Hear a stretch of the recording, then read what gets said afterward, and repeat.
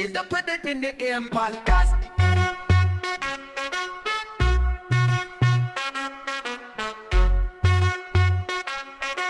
This is the Put It in the Air podcast.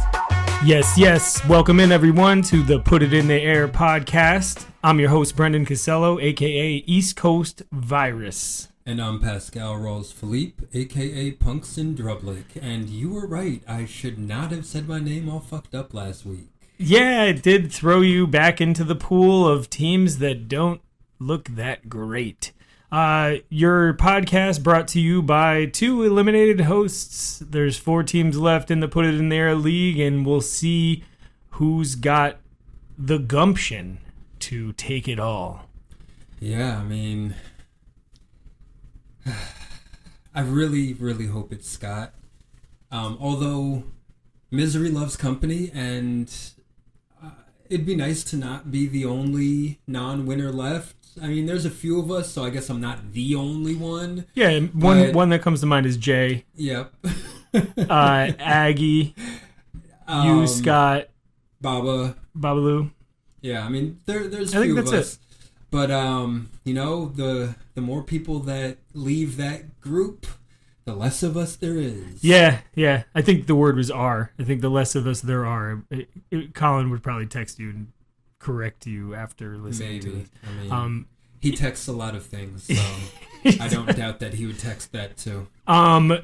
So just a quick briefing. There's one team that is going for his 4th championship. Now that's outrageous. So we're all going to root against this guy. We'll reveal the information later on as we give, the Peter rundowns and kind of what's going on with this past week's matches. And, of course, in our preview for the upcoming semifinal weekend, which is going to be fun-filled, followed by the championship weekend, which is, I think, Wednesday to Monday. I'm not really sure. There's some Christmas Day games.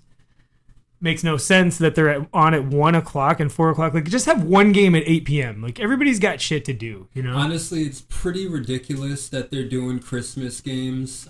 Christmas is on Wednesday. Yeah. And already you're talking about 3 days between games? Like, that... Like, you're going to cause a ripple in the world. Like men and women, that football fans, are going to get in trouble by their significant others, spouses, and if not, and if they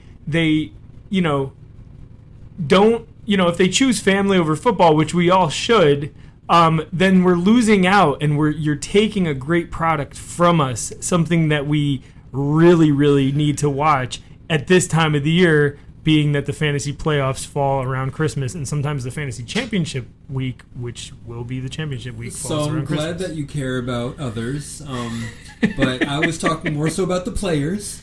The players? Whatever. In a league that claims those to care. Those filthy rich players? Whatever. In a league that claims to care about player health and longevity, having them play 2 games in a 4-day span seems pretty stupid.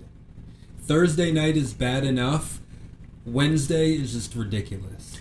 It is. And I'm thinking for more of the population. I mean, how many guys out there are going to get in trouble on Christmas Day because they just mention that football's on? Like, they look at their phone in the middle of like a conversation. I mean, I'm not saying you should focus on football all the time, and like it's easy to not watch a game and check out the recap and stuff. The way I see it is, if you get married to someone that doesn't like football and you're a football fan, then that's your fuck up. Yeah, but it's not all about you can't align everything. No, luckily football is football. Yeah, luckily for me, my wife likes football. She doesn't love football, but she likes it, and she really likes fantasy. I mean, she's dominating, as you'll all find out later. But obviously there are many more important things in life than football, and I agree with that, but I'm just saying the simple fact of people are going to get in trouble because they will. Because it's just in the middle of lunch or early dinner or whatever traditions you have on that day, even if you're not celebrating Christmas, it's just a middle of a Wednesday, like you know, you got the day off. So honestly, I think that everyone hates it. I think the fans hate it. The players definitely hate it. Media hates it. But it seems like it's the NFL doesn't hate it. Well, it's the NFL trying to basically crap on the NBA. They're swinging. The NBA used to own Christmas Day. Yeah. They had all their special Christmas Day matchups. And it's the NFL just trying to flex their muscle. Because they are the stronger of the two, and it's a pissing match that they want to, like, bully their basketball counterpart. Well, so since we're talking about switching up the regular routine and the NFL, I think that we're switching up our regular routine this week also, aren't we? Yeah. Let's get right into it, and let's get into, dude, what happened? Pun down. The Rams at the 49ers. In a game that was primed for a rainy Thursday night, Matt Stafford and the Rams offense decided to take a day off, except for Kyron, who put up 108 rushing yards on 29 carries, and Puka, who caught 7 receptions for 97 yards. Meanwhile, the 49ers all stayed home. On a stormy Thursday night, it was the kickers that carried these teams with 13 punts and 6 total field goals. This touchdownless matchup shows as the Rams win 12-6. The Chiefs at the Browns. Pat Mahomes once again didn't look good as he completed just 50% of his passes for 159 yards and 2 touchdowns, as rookie Xavier Worthy was the only fantasy viable player with 3 rushes for 30 yards and a touchdown to go along with 6 catches for 46 yards, as no one else eclipsed 45 yards rushing or receiving. Meanwhile, anyone stupid enough to start Jameis Winston over Jalen Hurts deserved the negative points he gave them, though Jerry Jeudy looked good once again, catching 11 passes for 108 yards, and Jerome Ford played well, putting up 84 yards and a touchdown on 7 carries. 7 carries? Wow. Both quarterbacks are forced out of the game. Mahomes gets his ankles rolled, and Jameis can't get anything rolling as the Chiefs win by more than 1 score, making everyone say, damn, those Browns suck. Kansas City 21, Cleveland 7.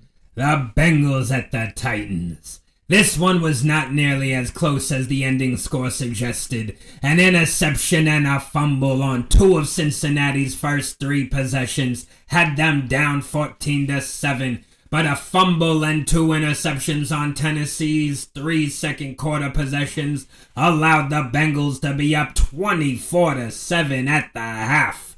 While Joe Burrow threw 2 picks, he still threw 3 touchdowns and 271 yards on 26 of 37 passing, mostly to Jamar Chase, who caught 9 passes for 94 yards.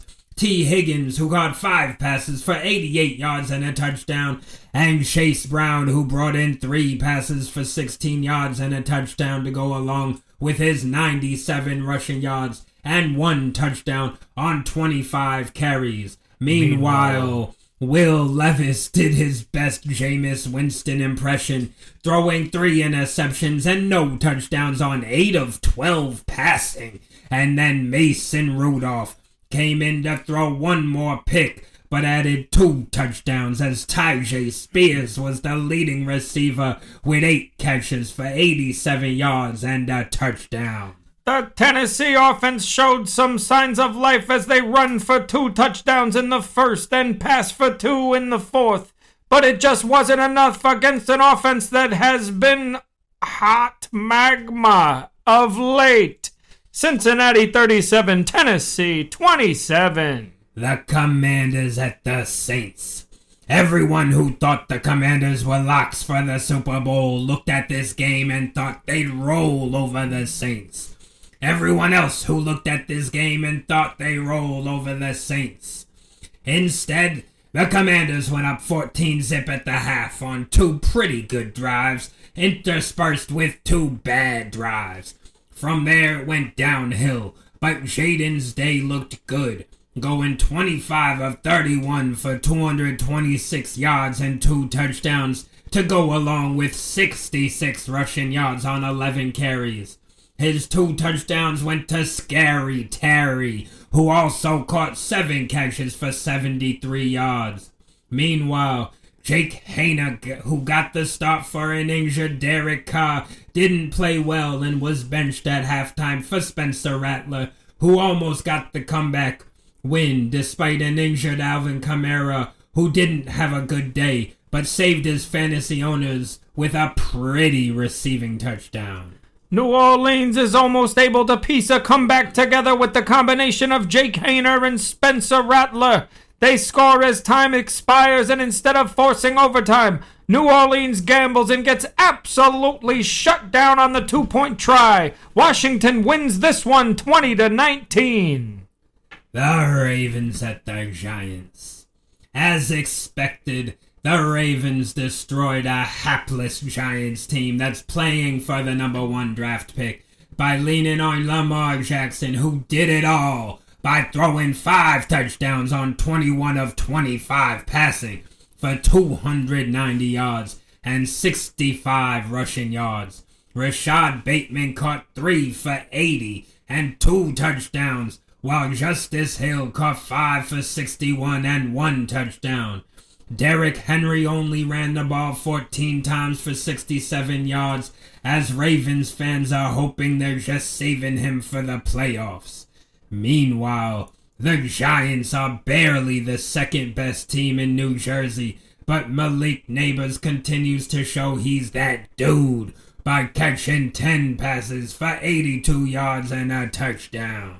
The lunch lady is next in line for starting Giants quarterback as they are rotating like a winter carousel. Lamar Jackson impresses with 5 touchdown passes as the rout officially ends. Baltimore 35, Giants 14.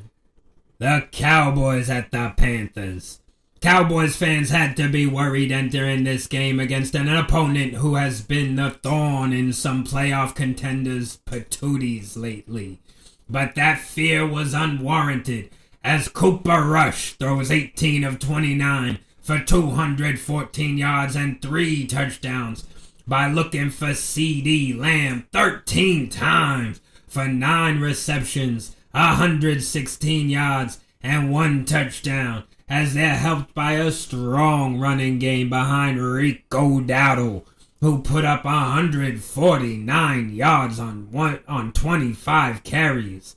Meanwhile, Bryce Young has looked good, but not that good, and this game was his worst of late, as he threw 2 interceptions to 1 touchdown on 19 of 28 passing.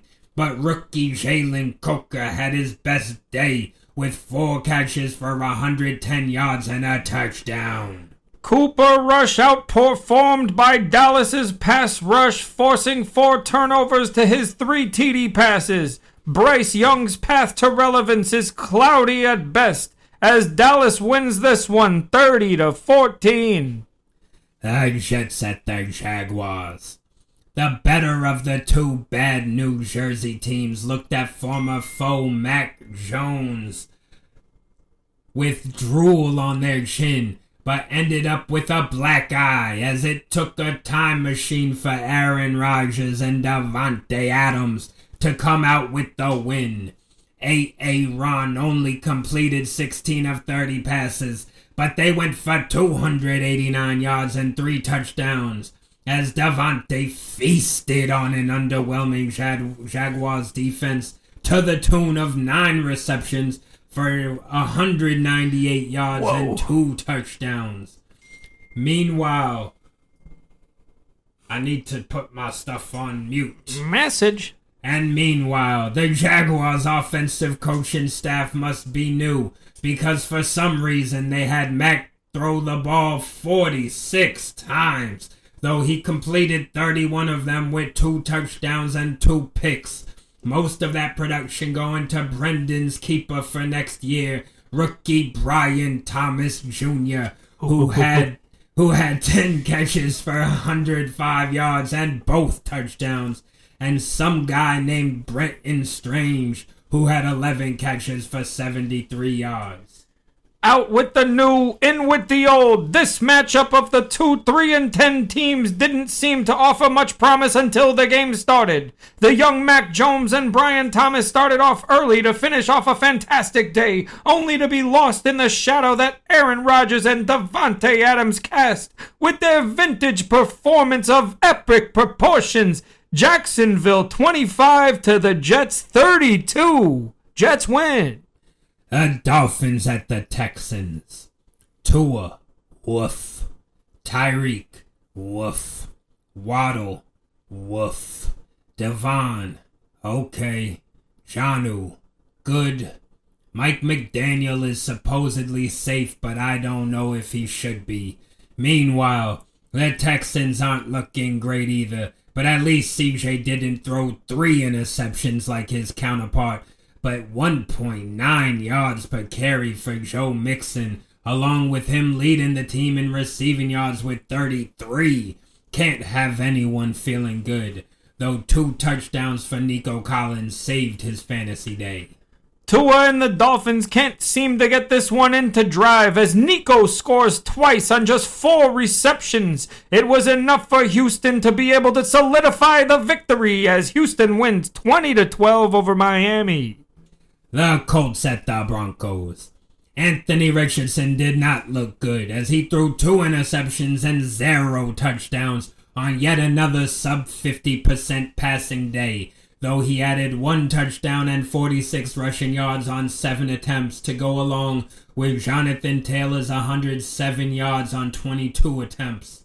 Meanwhile, the Broncos defense continues to lead the way to make up for Bo Nix's 3 interceptions, but he makes up for them by also throwing 3 touchdowns, as no one on the team surpasses 32 yards rushing or receiving. The Colts were poised to take a 2-touchdown lead as Jonathan Taylor breaks for a 41-yard touchdown right after picking off Bo Nix. Upon further review of the touchdown where Taylor strolled into the end zone untouched, it was deemed that he dropped the ball before crossing the plane, therefore giving the Broncos the ball back, and what would be the game as Denver builds off Indy's mistake and closes this one out 31-13. The Bills at the Lions. The matchup most people are hoping is a preview of this year's Super Bowl. Josh Allen continues his bipolar season where he's either Superman or Clark Kent.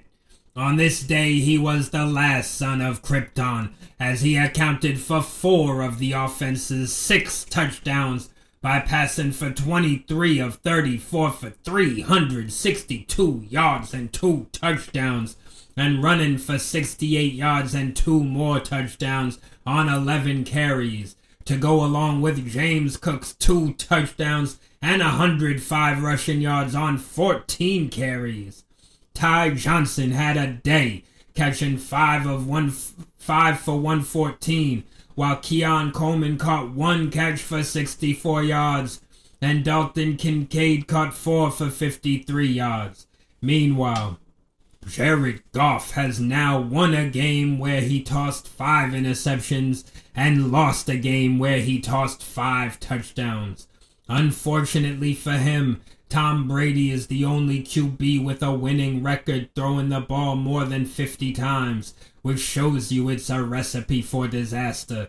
But his 38 of 59 for a whopping 494 yards and 5 touchdowns is still impressive, as the running game is non-existent and David Montgomery is lost for the season. But Amon-Ra catches 14 for 193 and a touchdown. Laporta catches 7 for 111. Gibbs 5 for 83 and a tutty. And 3 other players catch touchdowns as well. In what certainly can be a Super Bowl preview, 90 points were shared by these 2 heavy hitters as Jared Goff's outrageous performance was once again overshadowed by Josh Allen's. as his road to the MVP looks clearer, and the Bills win 48-42. The Steelers at the Eagles. When the leading rusher on your team goes for 14 yards and your quarterback only throws for 128 yards, you know it was a long day at the office for those guys. Meanwhile, some of us feel dumb for being scared of the number one defense against quarterbacks as Jalen Hurts throws for 25 of 32 for 290 yards and 2 touchdowns while running for 45 yards and another touchdown.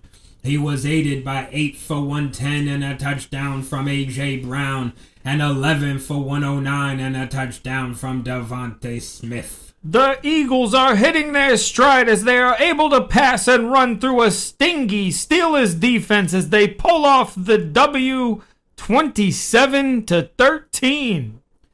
The Patriots at the Cardinals. Drake May threw for an outstanding 19 of 23, but could only muster 202 yards, 1 touchdown, and 1 interception on a ball that yet again hit his receiver in both hands, but ended up in the hands of a defender, while adding 1 touchdown running the ball, as no one else on the Patriots is worth writing home about.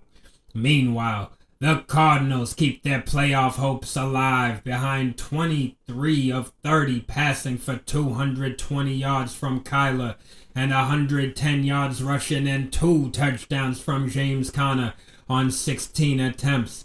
And while Marvin Harrison was predictably locked down by El Director Christian Gonzalez, Trey McBride caught 9 for 87. Arizona gets a good grip on this one as they build a lead throughout the first 3 quarters and seal the deal with 2 one-yard touchdown runs by James Conner, bringing Arizona to 500 as Arizona wins 30-17.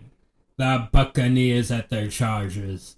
Baker was straight up dealing against the Chargers as he threw for 22 of 27 for 288 yards, 4 touchdowns, and 1 interception for 135 passer rating by Pepper and Mike Evans with 11 targets for 9 catches for 159 yards and 2 touchdowns, and Jalen McMillan with 5 catches for 75 yards and a touchdown, while his running back tandem of Bucky Irving and Rashad White combined for 180 yards on 30 carries.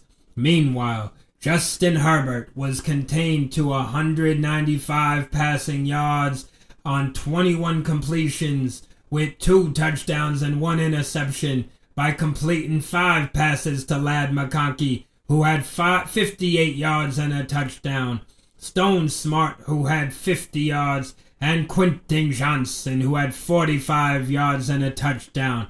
However, they only got 32 yards on 11 carries from their running backs on a day where no one was very productive. Baker and the Tampa Bay defense make the Chargers look more like themselves as the Bucs outperform the Chargers in every aspect of the game and close it out 40-17. The Packers at the Seahawks. Jordan made sure to spread the love as he hit 7 different targets en route to a 20 of 27 passing for 229 yards and 2 touchdowns to Romeo Doubs, while Josh Jacobs ran for 94 yards and a touchdown on 26 carries.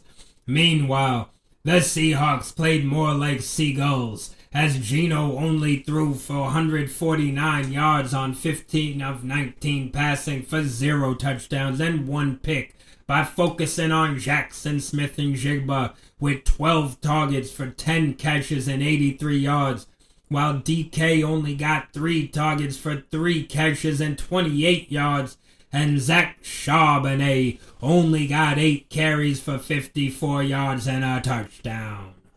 The Love-Dobbs connection hits to open and close this one out as Seattle loses Geno and the game. 30-13 Packers. The Bears at the Vikings. It's amazing how in 4 months, The narrative has gone from the best landing spot for a rookie number 1 pick quarterback in history to the worst receiving core and O-line in the league. But Caleb going 18 of 31 for 191 and a touchdown is what it is. As DeAndre Swift put up 79 yards on 18 carries, and Keenan Allen led the wide receiver room with 82 yards and a touchdown on 6 receptions. Meanwhile, the Vikings keep on showing they're among the class of the league, even when Donald is pedestrian by throwing for 24 of 40 for 231, 1 touchdown and 1 interception by Justin Jefferson, who had 7 receptions on 13 targets for 73 yards and 1 touchdown. Like I said, Jordan Addison, who had 7 catches on 9 targets for 63 yards, and TJ Hawkinson, who had 5 catches on 7 targets for 52 yards. The purple wave washes away any hopes of a Chicago comeback as Minnesota proves their dominance over their division rival 30-12 over the Bears. The Falcons at the Raiders. Kirk Cousins might have played his last game as QB of the Falcons 14 games after signing a 4-year, $180 million contract with $90 million guaranteed. And it probably didn't help that in his last game he threw for 11 of 17 for 112 yards, 1 touchdown, and 1 interception against the worst team in football. But fortunately for Falcons fans, Bijan Robinson ran for 125 yards on 22 carries. Meanwhile, the aforementioned worst team in football saw quarterback Desmond Ridder lead the team in rushing with 28 yards, while he also threw for 23 of 39 for 1 touchdown and 2 interceptions, with Amir Abdullah, the only fantasy-relevant player, putting up 7 receptions for 58 yards and a touchdown. And Shedeur Sanders has yet another reason to tweet, "Thank you, God." Atlanta almost lets Vegas back into this one as they do everything they can to avoid pulling away in this one as Kirk Cousins puts up a second half performance that could get him benched for the remainder of the season. Atlanta 15, Vegas 9.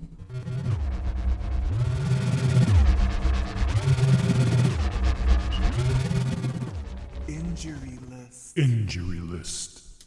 All right, so we had some injuries this week. Some of them were tragic to some people who were still in the playoffs, but most of them were kind of ancillary, might affect who you start, who you don't start. I think there's a lot of injuries that will raise a lot of questions this week. Players that are, obviously there's a few players that are done for the year, but there's a lot of very strong running backs that are questionable right now.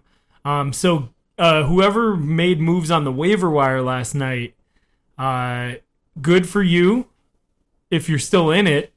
Because there was a funny one. There was a real. There was a funny one, and there was a few teams that are out of the playoffs that picked up players, which I also did last week on a mistake. But I'm not against it. I don't mind it, and I'm glad that it didn't cause a big stink.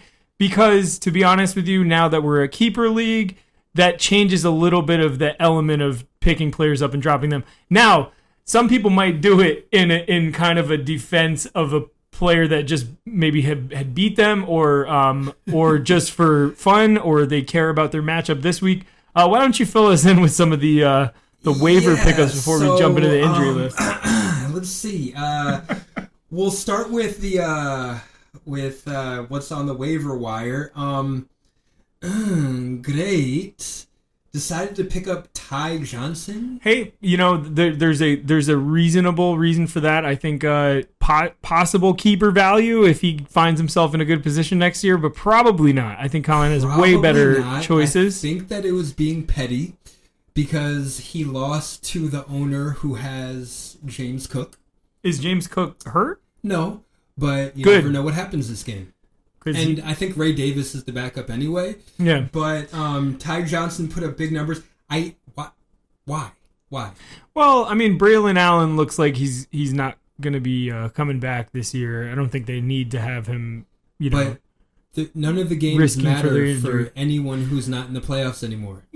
I mean, I'm great. Might want to shoot for the 5th place spot, and it could be for next year. So I don't even think this one's that crazy. What I think is crazy, go up the list a little. You actually texted me about this morning. I had no idea. It's down the list. But next, though, we have the auto draftees. He's playing me this week. Right? Who is also playing a game that has no bearing on anything whatsoever. And at least for now, it's the consolation bracket. Frank and I are playing 10th but they and don't 11th. mean anything. Yeah, we got to make them mean something. Right. So next we could, year they might mean something, but this year they don't mean anything. Yeah. And Frank decided to swap out his defense. Now, why? Like whether you win or lose this week, like it doesn't make a difference for anything at all whatsoever. So he dropped the Cardinals. Dropped the Cardinals. They're playing picked the up Panthers. Colts, right? Like, all right. So then And who are the Colts playing? another team that didn't even. I don't care. Oh, the Titans. I mean, Don't care. Doesn't matter. Right? Like another team who didn't make the playoffs, who decided to swap out their defense for some reason. Baba, Frank, I love you guys very much, both of you guys. You're my boys, Blue. But why are you swapping out your defenses? Like your games don't mean anything to anyone for anything. It's not changing anything for you. The season's over for all of us. well, Babalu was probably bitter that the Lions scored -4 against the Bills last week, so he was probably not too happy about Who that. cares? And then Marvellus. Hold on. Okay. Hold on. So then, this one tickled me a little bit because I was looking at everything, getting ready for the episode, and I thought I was looking at Mike Longfellow's team, and realized that I was looking at Marvellous's team with Jonathan Brooks on his bench. And Rashid Shaheed. I thought I was looking at your team. He also picked up Shaheed. Oh, he picked up Shaheed too? See, that was a good pickup. Shaheed will actually be ready for the beginning of the season. Well, Right? That's a good guy to have if he might want to keep him as a keeper. I don't know. Jonathan Brooks is likely going to be out for 12 months. That He's is true. probably not playing next year at all. That is true. That's kind of funny. And we talked about it last week on the pod. I think we had a conversation yesterday about everybody's keepers, and I don't think any of these guys come close to the value that some of the players that they already have on their team I don't think are. so either. But Now, you never know. Situations change. There are some changes to the league that we're going to talk about in a couple episodes. Not some changes, some changes that we are going to propose. Yeah. That we're going to want the league to vote on. And when we have more time in an episode to discuss that, which will be the final episode of the season or the post-season. In an episode or two, basically. Coming up. One real quick thing I want to, as we were looking at the waiver wire, Billy gave up his darling, his favorite player in the NFL, MVS. I'm so surprised. I guess he was tired of 2 or 3 catches, maybe going Spencer for a touchdown. Rattler's about to be the starter again. Yeah, so and I he got Craig Reynolds, who But may no, I need to prove come be. back to these guys. Frank and Baba, what the hell is going on? We in your love you heads? guys, man. What is going on in your Sounds heads? like- I really I need y'all to call into the next episode and explain yourselves because I am. It Just sounds like they baffled. want to beat me and Sean And for I the have- consolation bracket. I have actually been given permission to read some text messages that were sent to me while we were doing the pun down. Oh, I wonder who they're from. From my good buddy Marvelous Sadie White III. Oh, Trey. Yo, these dudes in the losers bracket are assholes for putting in waiver claims. Fuck are you doing with the Colts D and your bitch ass ain't even make the playoffs to begin with? Feel free to share my text. Good timing, Marvelous. Great timing. All right, well, let's get back into the outline of our episode where the injury list is next on. I'm shocked. It is. I'm shocked. I'm glad that happened so we could But this will rank on you guys. hopefully next year, based off of my own personal preferences, hopefully the waivers will be an important place for everyone in the league. Yeah. Next year at this time. So we will no longer have this issue of where only the playoff teams are interested in the outcomes of games. Yeah, and hopefully this time next year the outcomes of games are important for everyone. And everyone having a strong opinion about it, whether it's for or against, since there's not really a solid rule. It's kind of one of those gray area things. Let's make it open for everyone. Yeah, I do. It does tickle me though, because I know that there are some people in the playoffs that need some defensive teams. I imagine Marvellis is one of them, and now he's pissed that he doesn't get his pick. He did. As we'll find out, he did say that he's streaming all year. So you guys didn't know that. You'll know that if you listen to this whole episode. I hope you do. So let's talk about the Hurt players like Jalen Hurts, finger hurts. That's what Sean texted the group. That was good. Jalen fucking Hurts, my dumbass. All right. Anyway, so let's start out with Cedric Tillman. He's been out for 3 straight weeks with a concussion. I heard he's starting to see straight. Is he? Yeah, I heard he's practicing. So. Oh, okay. I didn't know if that was a joke. Or... It was. He had his bell rung for a few weeks. Yeah, I mean, 3 weeks with a concussion that must have been really bad. It was like dung. Glad to this guy. Anyway, glad that he's doing better. Back at practice. Hopefully, that's the last concussion of his career. Let's bring him back. Next, we've got George Pickens.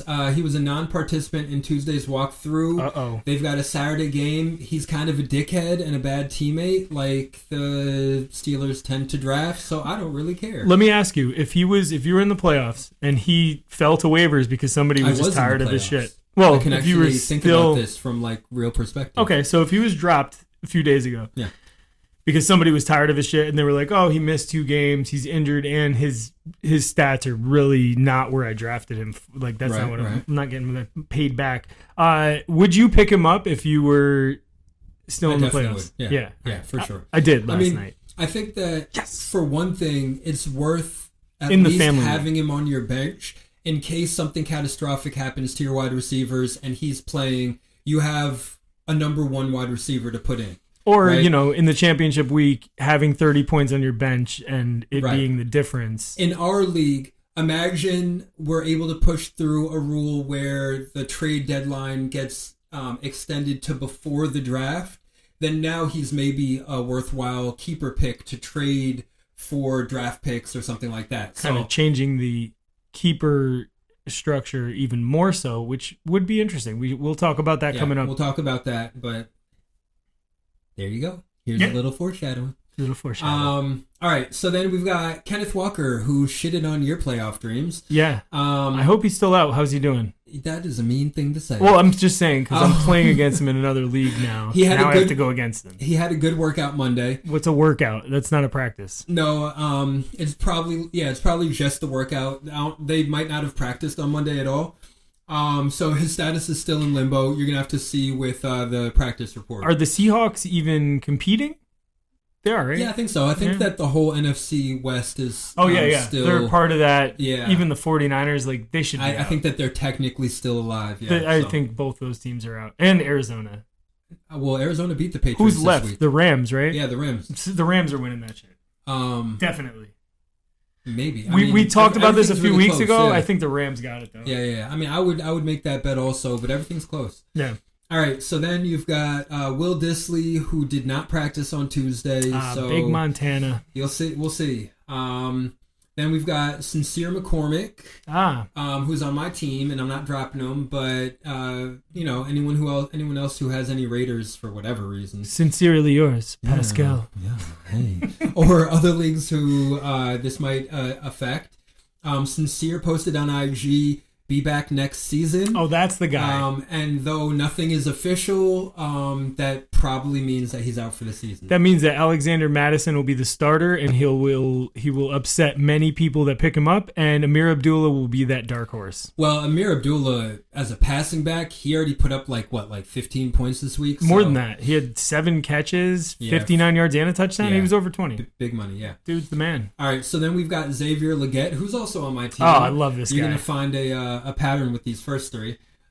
He's week to week, but he'll likely miss this week. So, like we were talking about before the episode started, that means that there might be a big week for Jalen Coker, yeah. He's the long ball man, and he's going to get work. Out of Holy Cross, I liked him in the draft. I want to mention I saw an interview with Amon-Ra and his brother Equinemius. They have a podcast, and they had Xavier Legette on, and the dude, I love that guy. He's got the most deep South accent. Him and Keon Coleman, like two of the best interviews in the NFL. I haven't had the pleasure of seeing. You haven't heard Keon Coleman? No, I haven't. Oh, but Legette, I feel like we need to pause the podcast and just go look up his interviews right now. We'll do it after, and we'll discuss it later. But Legette was talking about how he kills and skins and eats raccoons. so to me, Legette reminds me, from like a personality standpoint, a lot of Treylon Burks, who before the draft was talking about how he hunts boar. He goes knife hunting for boar. That's crazy. Yo, what a beast. You thought he would kill it in the NFL just based on that manly statement, right? But it turns out that he's N'Keal Harry, but yeah. Wah, wah. All right, so then we've got... I wonder if he eats pork. No, he just kills them with fucking knives. Jumps on their back, slit their throat, and it's like, I'm sorry. All right. Anyway. Then we've got Jalen Waddle's fuck ass. He hurt his knee. Oh, I thought he hurt his knee. You said no, he's a fuck ass. Oh, okay. I thought that was the injury, because that would be really TMI. He's out until lower body injury would be more appropriate. Anyway, he's out until who cares.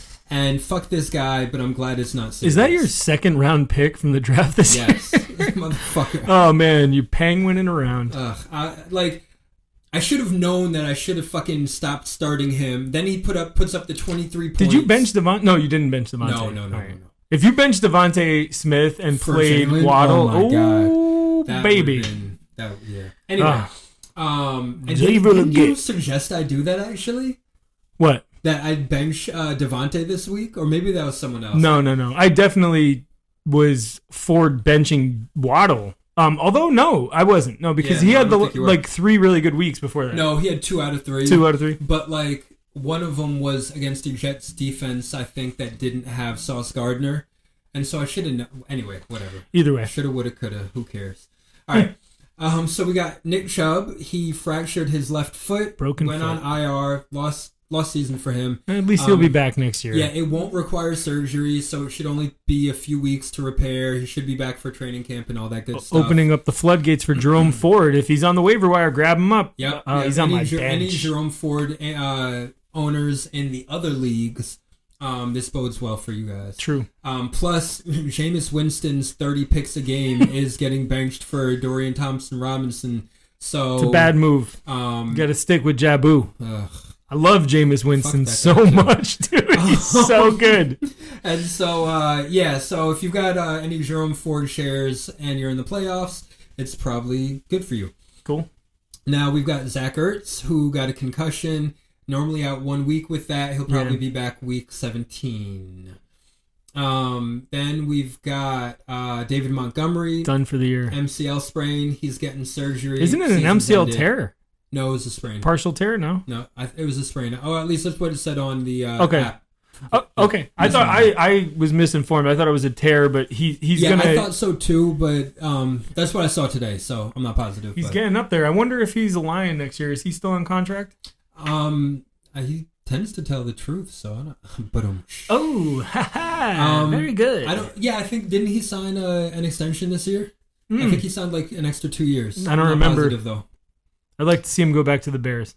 Yeah. So then we've got Younghoe Koo. Younghoe. So his coach said he kind of hurt himself. Oh, like I don't know what that means, but he kind of hurt himself. So check the medical report this week. I think they'll find out today. So it's more of like a mental health issue, or no? I mean, I think it's more like he pulled his coccyx. I don't know. Oh. That's even more I don't know interpersonal. He kind of hurt himself. Maybe he stubbed his toe. I don't know. Maybe he's just got a lot of pride and doesn't want to tell him what happened. And he's just But no, he made his kick, so... Yeah, not all of them. No, I thought he only He took did? one kick. Yeah. Oh, really? I don't know. I don't know. I don't. I've pay been attention. he's always making it, and this year I've seen him miss quite a few times. Yeah, I don't pay attention to Young Wei. I do. Goku. Yeah. Goku. Goku. How about right. Gino? Geno Smith has a knee. Actually, he has two. He has a but knee? one of them has a problem. Oh shoot! Um, I heard the imaging wasn't detrimental. no, It sounded the tests on the knee were positive. The coaches are hoping that he practices this week, so he'll probably be back this week. If not positive, this week, like then glass next half week. full. Positive, like glass 3/4 full. Probably. Because when you say positive and when you say negative, when you're talking about a test, it could mean the complete opposite thing. It's like, oh, tests were negative. It's like, oh shit, that he didn't tear So or something. Positive is bad with diseases, but positive is good with injuries. No, but if you do an X-ray, if it comes back negative, that means that there's no break. Right. So But positive is good. But positive means No. it's a break. So it's totally You're right. it's a I guess brain it mush. It all Like depends on the context. it's right? like just put a Does anyone spatula that's in your listening head. care about this back and forth we're having? Because it sounds good in my head, but I'm I don't hoping think it does in I'm real hoping life. you all are nodding and saying yes. That is so true. It's so weird. all right. Moving along, we have Evan Ingram, who tore his labrum and is out for the season. What's the labrum? Is that like Shoulder. Oh, a shoulder. Yeah. I was thinking it was like a chest, where the chest meets in the middle because it. No, that's the sternum. Sternum. Yeah. Labrum, sternum, whatever. We all have some. We do, hopefully. And it sucks for him because he's got like 1 year and $14 million left on his contract. So I was reading that there is a chance that he won't be back with the Jaguars. Good. Which is good for That's him. really good. Right? But also sucks because 1 year, 14 mil, coming off injury, he's older. Who knows how much he's going to get signed for? Maybe he can go back to the Giants. But they just signed But Greg. they suck too. They signed Greg Dulcich a couple weeks ago, which was so quiet. Yeah, because no one knows who that is. Dude, what are you talking about? Greg Dulcich with the hair? Come on, man. I mean, It's like a young Kenny G. I feel like Brock Bowers is the only tight end without the hair. Oh yeah, Yeah. yeah. He's like hairless. yeah. He's balding fast. Yes. Yeah. But he's also blazing fast. Oh, balling fast. And yeah. Anyway. So then we've got Alvin Kamara. Oh, this is a really big one. Yeah, he has an adductor injury, which is the groin. Yeah. Frank, what are you going to do in the non-playoff matchup? He's going to go out and pick up someone on the waivers, Longfellow's got Kendre. Yeah, so, well, I mean, who is it? What's the guy's name who was supposed to be dropped all season but wasn't? Oh, Jameis, Jameson. Yeah, he's that guy. Williams, Jay Williams. Why can't I think that of guy. his freaking first name? That guy who... He's awesome too. No, he had one good season on the Lions like 5 years ago. But he was on the Packers, his original like start to his career, And, and yeah, he's a great okay. teammate. He's funny as shit, and he's really Oh, isn't he? he's the glue in the locker room. He's a big Dragon Ball Z fan. He right? is, yeah. Yeah. He would have appreciated the Goku, young Ku Ho Ku Yeah, definitely. Ho Ho Ho Ku. All right, so Alvin Kamara. Anyway, his injury. They're not really sure how bad it is. They have a Monday night game, and so It's like an alien injury, an abductor. abductor. So their first practice is on Thursday. So you're not going to find out what's going on with him until tomorrow, but it also gives him time to recover. It's, better that it's a Monday night game than a Saturday game. Anyone relying on Alvin Kamara that's still alive in the playoffs better have Kendre, because otherwise, shoot, man, you're in trouble. Yeah. I kind of wish I had kept Kendrick just to be petty. Yeah. But I didn't. So, congratulations, Mike Longfellow. Yeah, Mike. Go Mike. All right, then we've got David Njoku. Joke's on you. Yeah, I don't know what he got hurt with, but coaches are hopefully that he's available for Sunday, so he's probably back this week. If not this week, the next week. He's been questionable. I think he missed this past week, too. Yeah. Then we've got Jaleel McLaughlin. Ah, yes. He has a quadriceps injury. He was limited on Tuesday, so there's a chance he's back this week. If not this week, then probably next week. Clouding that backfield. Don't start anyone. Yeah, don't. This past week, you could have started Jaleel McLaughlin, but you would have been upset due to his injury. If he didn't get injured, he would have been the man. I mean, he definitely took that job the week before or 2 weeks before. Yeah. Okay. Is that all the injuries? That's all the ones I saw in our league. Let's run it because I think there's some that we might have missed. Yeah, I went through all the teams in our league and just went through the depth charts. Justin Herbert? Yeah, his is really just a lingering injury. I don't think it's worth talking about. Okay. And then we've got Chris Olave, no news on him coming back. Really worth talking about. Marquise Brown actually might be back this week. That's one that we might want to discuss. I didn't look at that one. Then again, it's not a good time to slot somebody in like that. No. It looks like Sincere and Xavier Legette are both doubtful. You would know that because that's your team, isn't it? Yeah, those were the first two I mentioned. And then, all right, that's cool. So everything's covered. You got Young Ho Koo, everything. All right, good. We're good. Sounds fantastic. Yay! All right, now let's get into our next segment. It only took 16 weeks for me to get good at that. All right, let's get it moving. And we'll do the PETA rundown. Where do we want to begin? Why don't you start? I think I'll start this time. Here we go. Punks in Drublic. You asshole. Definitely the wrong button. No, that was accurate. Punks in Drublic versus the Milffuckers. The Milffuckers kicks this one off in a Thursday night monsoon as he gambles on his keeper, Brock Purdy. Due to the inclement weather, no one was able to get anything going, and Purdy put up a dud with under 4 fantasy points, setting up Pascal with the projected win going into the weekend. Fuck that shit. As Sunday came along, Punks and Drublic looked to have made a change at quarterback, benching Jalen Hurts against a tough Pittsburgh defense and a hurt finger, and playing the high-risk, high-reward Jameis Winston against a tough Kansas City defense. In my defense, KC was ranked number 23 against the quarterback. Number 23 against the quarterback. Moving forward, a bold move that could make or break the week. Somehow, Jameis played so poorly that he was benched before game's end and finished with a face-palming negative .36 fantasy points. Yo. This evened the playing field as Brock Purdy's poor performance now wasn't weighing so heavily against Scott's top-ranked team. Scott had a reasonable Sunday afternoon as he enjoyed his highest outputs by T. Higgins and the Cincinnati defense with 19.8 and 19 points respectively. He also enjoyed solid days from Trey McBride, as usual, with 17.7, Khalil Shakir with 15.9, and Rico Dowdle, worst name ever, with 14.9. Sorry, Rico. That last name's so weird. Sorry. Justin Tucker was relegated to kicking just 5 extra points. He made them all, but the 5 points isn't really helping anyone.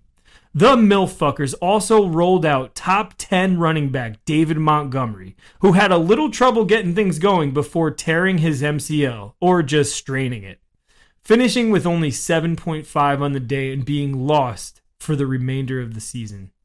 Punks and Drublic had some work to put in as he got outstanding performances from 2 of his wide receivers in Devontae Smith, who goes off for 28 fantasy points, and CeeDee Lamb, who continues to prove that he is quarterback proof, finishing with 26.6. The Tampa Bay running back duo that has become a regular on Punk's starting roster of late put up a combined 27.4, which is their worst combined score since Week 9. Devon Achane had his lowest output since Week 10, scoring a reasonable 14.6. Number 2 ranked kicker also had a dud of a week compared to his normal output, as he put up 8, his lowest score since Week 4. Punks also rolled out newly acquired New York Jets defense against Jacksonville, but the Jaguars kept things close and relegated the Jets D to just 6 points. His home team tight end, Hunt Hen, also had a poor performance of just 6.5. Besides Jameis Winston, what really hurt Punks and Drublik's chances of moving on was wide receiver Jalen Waddle, who was hurt early in the game and ended up getting the ever-feared goose egg, giving Scott a fighting chance to take this matchup come Monday night. Punks finished their week after the 4 o'clock window, where he was able to take the lead on the Milfuckers by just above 13 points. It was up to the Fuckers' dual Atlanta superstar tandem in Bijan Robinson and Drake London. Early on, Drake London caught a 30-yard touchdown, leaving Punks up by less than half a point. He watched his lead dissolve soon after, and this one ends with the top seed Milfuckers eliminating our host, 8th seed Punks and Drublik, 132.58 to 116.74. Doing his best East Coast virus impression, Punks benched Jalen Hurts 28.1 for Jameis's negative 3 points or 0.36, which would have won him the week by over 10 fantasy points. Unfortunately, the risky move ends Pascal's season, and the Milfuckers will move forward. Sorry, man. Oh, I am sorry. I'm sorry as shit. Oh man, that was tough. It was tough to watch. Yeah. No. I was just waiting. Jameis throws a pick, then he throws a touchdown. It's like clockwork. If he throws 3 picks, then he throws 3 touchdowns. That's this what time, I thought too, they didn't give him a dying chance. I thought he was at least guaranteed for like 15 points. Yeah, like, I was sure of it. And benching Jalen Hurts after the broken finger on the left hand and the facing such a tough defense, I can understand it, but it was a bold ass move. Pittsburgh was the number 1 defense against quarterbacks. Kansas City was the number 23 defense against quarterbacks. Jameis. It didn't help that the field, it was a wet field in was it in Cleveland or was it in Kansas City? It was in Kansas Yeah, City. it was a wet field and they had some weather earlier and Yeah, actually I don't even remember now. I don't care. Fuck them. yeah. All right. I still love Jameis. Steal Your Face Mask versus I Fucks Your Mom. This one was over before it started, as Steal Your Face Mask crushes I Fucks Your Mom 131.2 to 94.44. Coming out of Thursday's game, Billy was up 13-5 over Aggie, as Kyron continued his plodding ways with his 13th double-digit game out of 14 games. But Debo was yet again a non-factor in a forgettable season that saw him surpass 13 points once since week 2, along with 5 weeks in a row scoring 6 points or less. Sunday's early games saw Steal Your Face Mask pull further ahead as Lamar continued his league-leading season with 36 points, his highest total of the year. The Chiefs' defense scored 21 against that bum Jameis Winston, their second double-digit score of the year, and almost twice as much as their second highest score. 20 from Jonnu Smith, who has been on fire since week 11, 15 from Garrett Wilson, who has back-to-back double-digit games after 3 single-digit games in a row, and 10 from Jonathan Taylor, who has had an up-and-down season. The rest of Billy's team was in single digits, including Marvin Harrison, who only scored 5 against the best cornerback in the league, Tank Bigsby, who had his 6th game under 5 points, and Amari Cooper, who put up a goose egg in a game where his team scored 48 points. Oof. But it didn't matter, as Aggie only got double digits from 3 players. Jaden Daniels, who put up 24, Jerry Jeudy with 22, and Zay Flowers with 11. I Fucks Your Mom was let down by Saquon Barkley, who put up his 3rd single-digit game of the year, as the Eagles were proving they could throw the ball. Najee Harris, who is definitely not anything like Derrick Henry, as he put up his 11th game under 100 yards rushing. And Kansas City's 2 resident old men, Kelsey, who had his 7th game in single digits, and D-Hop, who has scored under 15 points in all but 2 games this season, and under 10 in all but 5 games. Billy will be facing the number 1 team, Scott, and the Milfuckers, but he can't be feeling confident after posting the lowest score of any of the winning teams from this week. Whoa. Yeah. Next matchup, Salute Your Short Fellows versus Boston Bulldogs. Or the Washington Commanders. Look it up. They used to be the Boston Bulldogs. It's crazy. In what? Who knew? I did. I'm just kidding. In what was initially projected to be a tight victory for the underdog, the Bulldogs looked to have the advantage as we entered Sunday with Salute Your Short Fellows up 10.1 thanks to George Kittle's okay Thursday night performance. Okay, we'll call it good for how rainy it was and how many points were certainly at a premium that night. The Boston Bulldogs Sunday spread was highlighted by A.J. Brown's 25 points. His next highest scorer on the week was Patrick Mahomes with 15.76 and Breece Hall with 13.1. Running backs Tony Pollard and Tyrone Tracy combined for only 13 total points. His tight end Mark Andrews gave him an okay performance with 10.4. Besides A.J. Brown's terrific day, Boston Bulldogs was kept alive with Cowboys kicker Brandon Aubrey, who put up a solid 14, and the Packers D, who posted 15 against the Seahawks. Salute Your Short Fellows had huge up and downs come Sunday, where he dominated with James Conner's 30.8, Terry McLaurin's 26.3, the Denver Broncos defense with 22, and Mike Evans' ridiculous 36.9 points. Those players enjoyed 2 touchdowns each, giving Mike an edge in Sunday's projections. He came back down to earth as he didn't have nearly the same productions out of Kendre Miller with 4.6, Josh Palmer with 3.0, and Cade Otton with only 4.4. Salute Your Short Fellows missed a few opportunities as he benched Jalen McMillan's 18.5 and Jaden Reed's 11.1. Going into Monday night, Mike enjoyed a lead of 138.1 to 106.26. Boston Bulldogs left 20.2 on the bench Monday night as he decided against playing Keenan Allen. Mike rolled out Sam Darnold and the Vikings kicker Will Reichard as he also enjoyed 14 points from his kicker and a not-so-hot 11.24 from Darnold. It was up to the Boston Bulldogs to have an evening out of DeAndre Swift and Darnell Mooney. Swift started off the game looking good and finished with 20 touches and a touchdown called back by a questionable penalty, finishing the night with just 9.9. It looked as if Jay needed the performance of a lifetime from Darnell Mooney, but Cousins and Mooney made it easy for him, delivering him a golden goose egg to end his 2024 campaign as Salute Your Short Fellows wins this one 163.34 to 116.16. Hot damn. Catch This Fade versus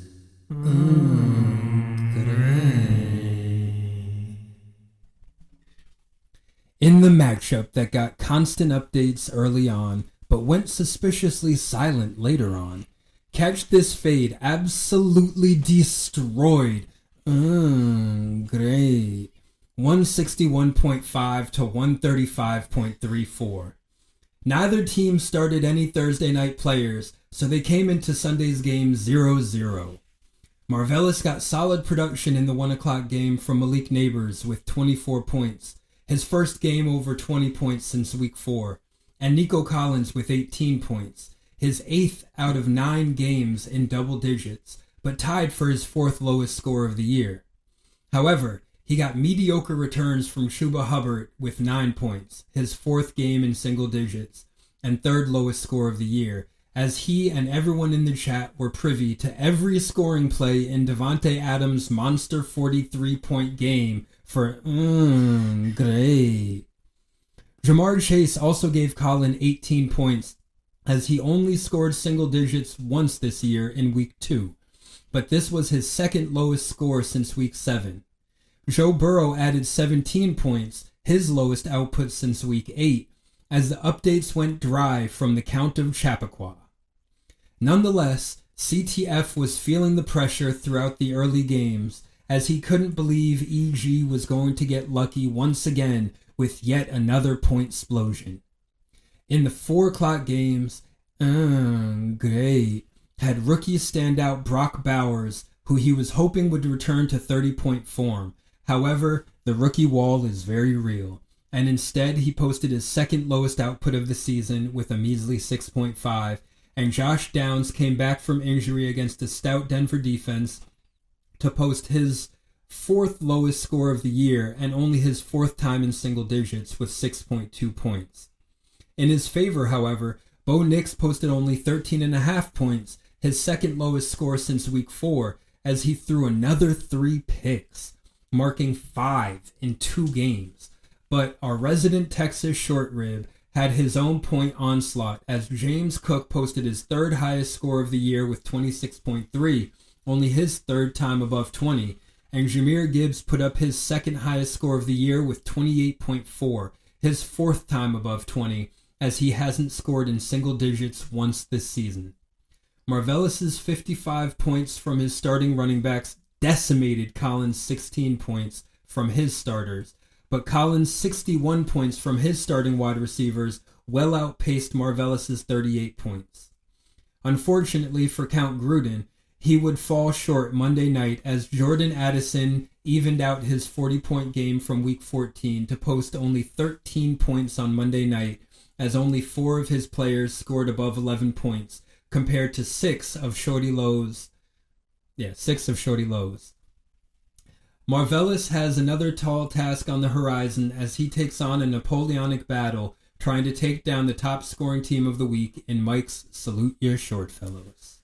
Whoa. And then just to mention, those teams that are out, like my team, Yeah. scored the 3rd highest points this week at 148. And then Sean scored 133. And then the other guys put up 120 and 121.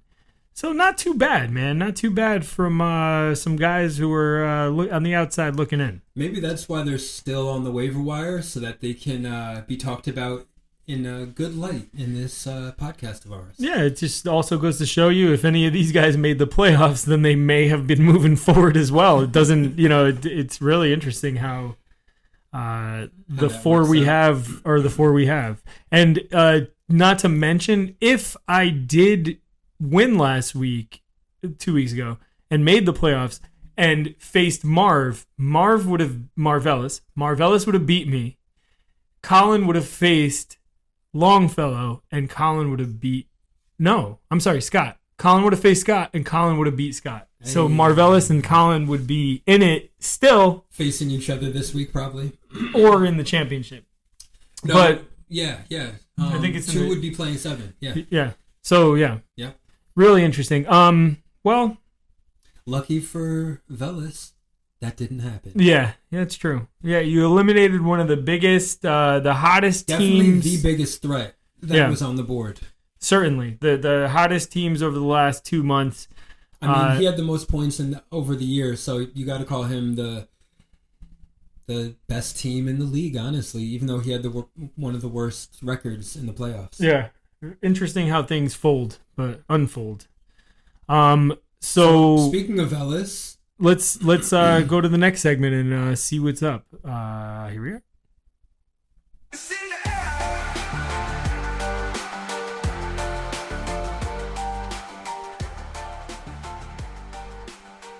It's in the air.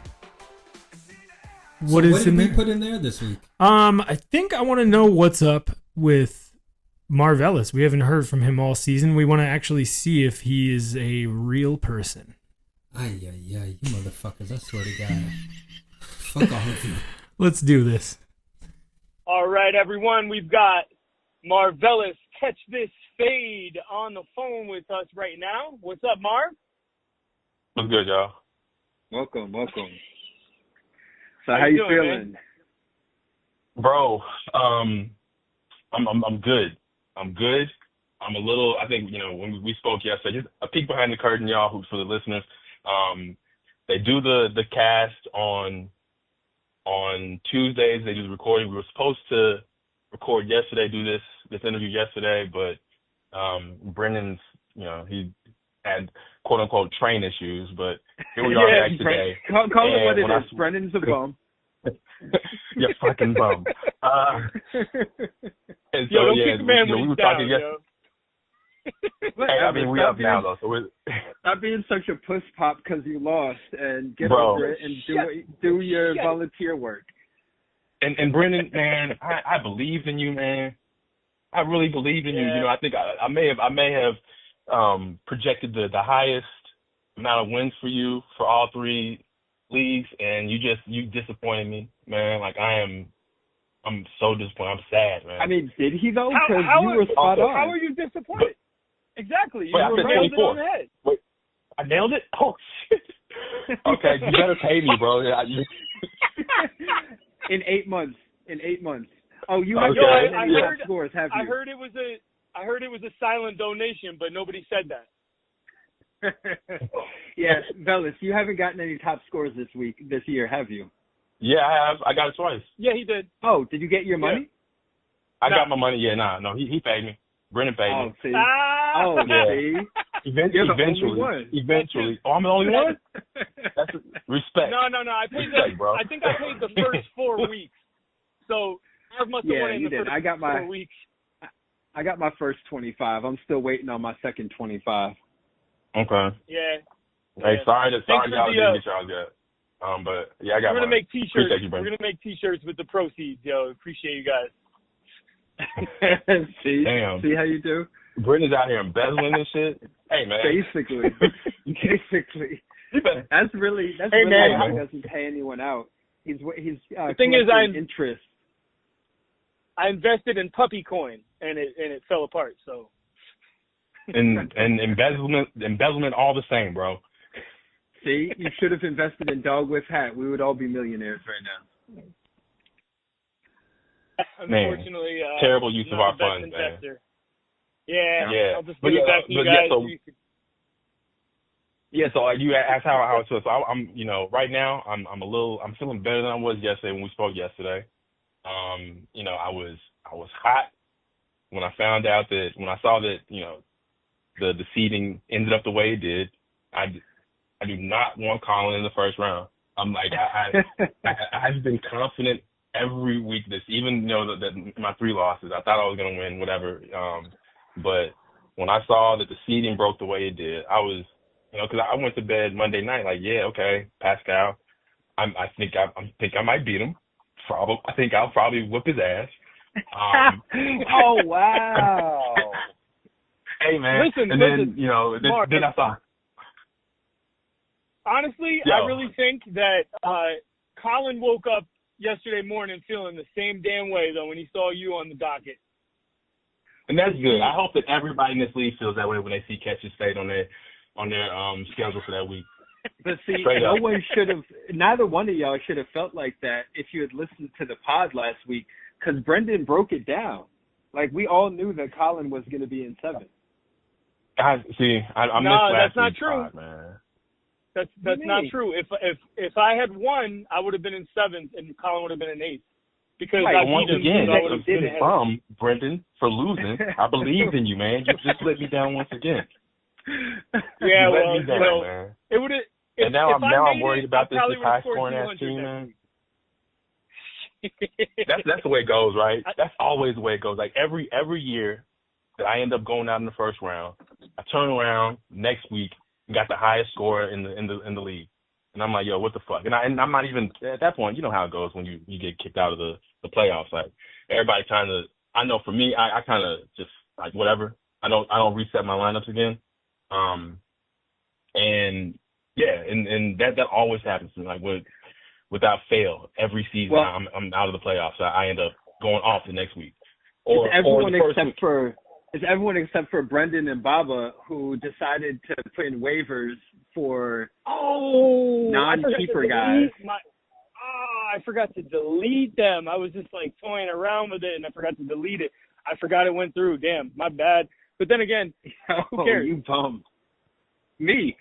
Man, I'm telling you, the I win. might be keeping. I might be keeping that Go fifth ahead. string running back. I'm sure. All right, Yeah, well, but let's yeah. get into this. We got some questions for you. Inquiring minds want to know, so let's get into it. Let's do it. So, So Marv, I'll start. starting out. I got it. First of all, hey, well, I Sorry. gotta say, bro, like, please do not call me Marv. I hate that shit. Yo. Oh, really? Marv. Yo, Shut Marv up. That's is. all I've known you as. No, my name is Marvelous, bro. Marv? All right. So I won't call you Marv anymore. Marv is a. I mean, I've gotten it before, and I let it go. At this point, I'm not letting it go anymore these days, bro. It's like, Marv is a white is out retired accountant and like living out the rest of his days in Boca Raton, man. And that's not like I can't be Marv. I'm not Marv, bro. That's funny. For me, Marv is one of the sticky bandits from Home Alone. So I thought you. I don't want to be that either. Awesome. So that's not any better. That's pretty awesome. He's an idiot.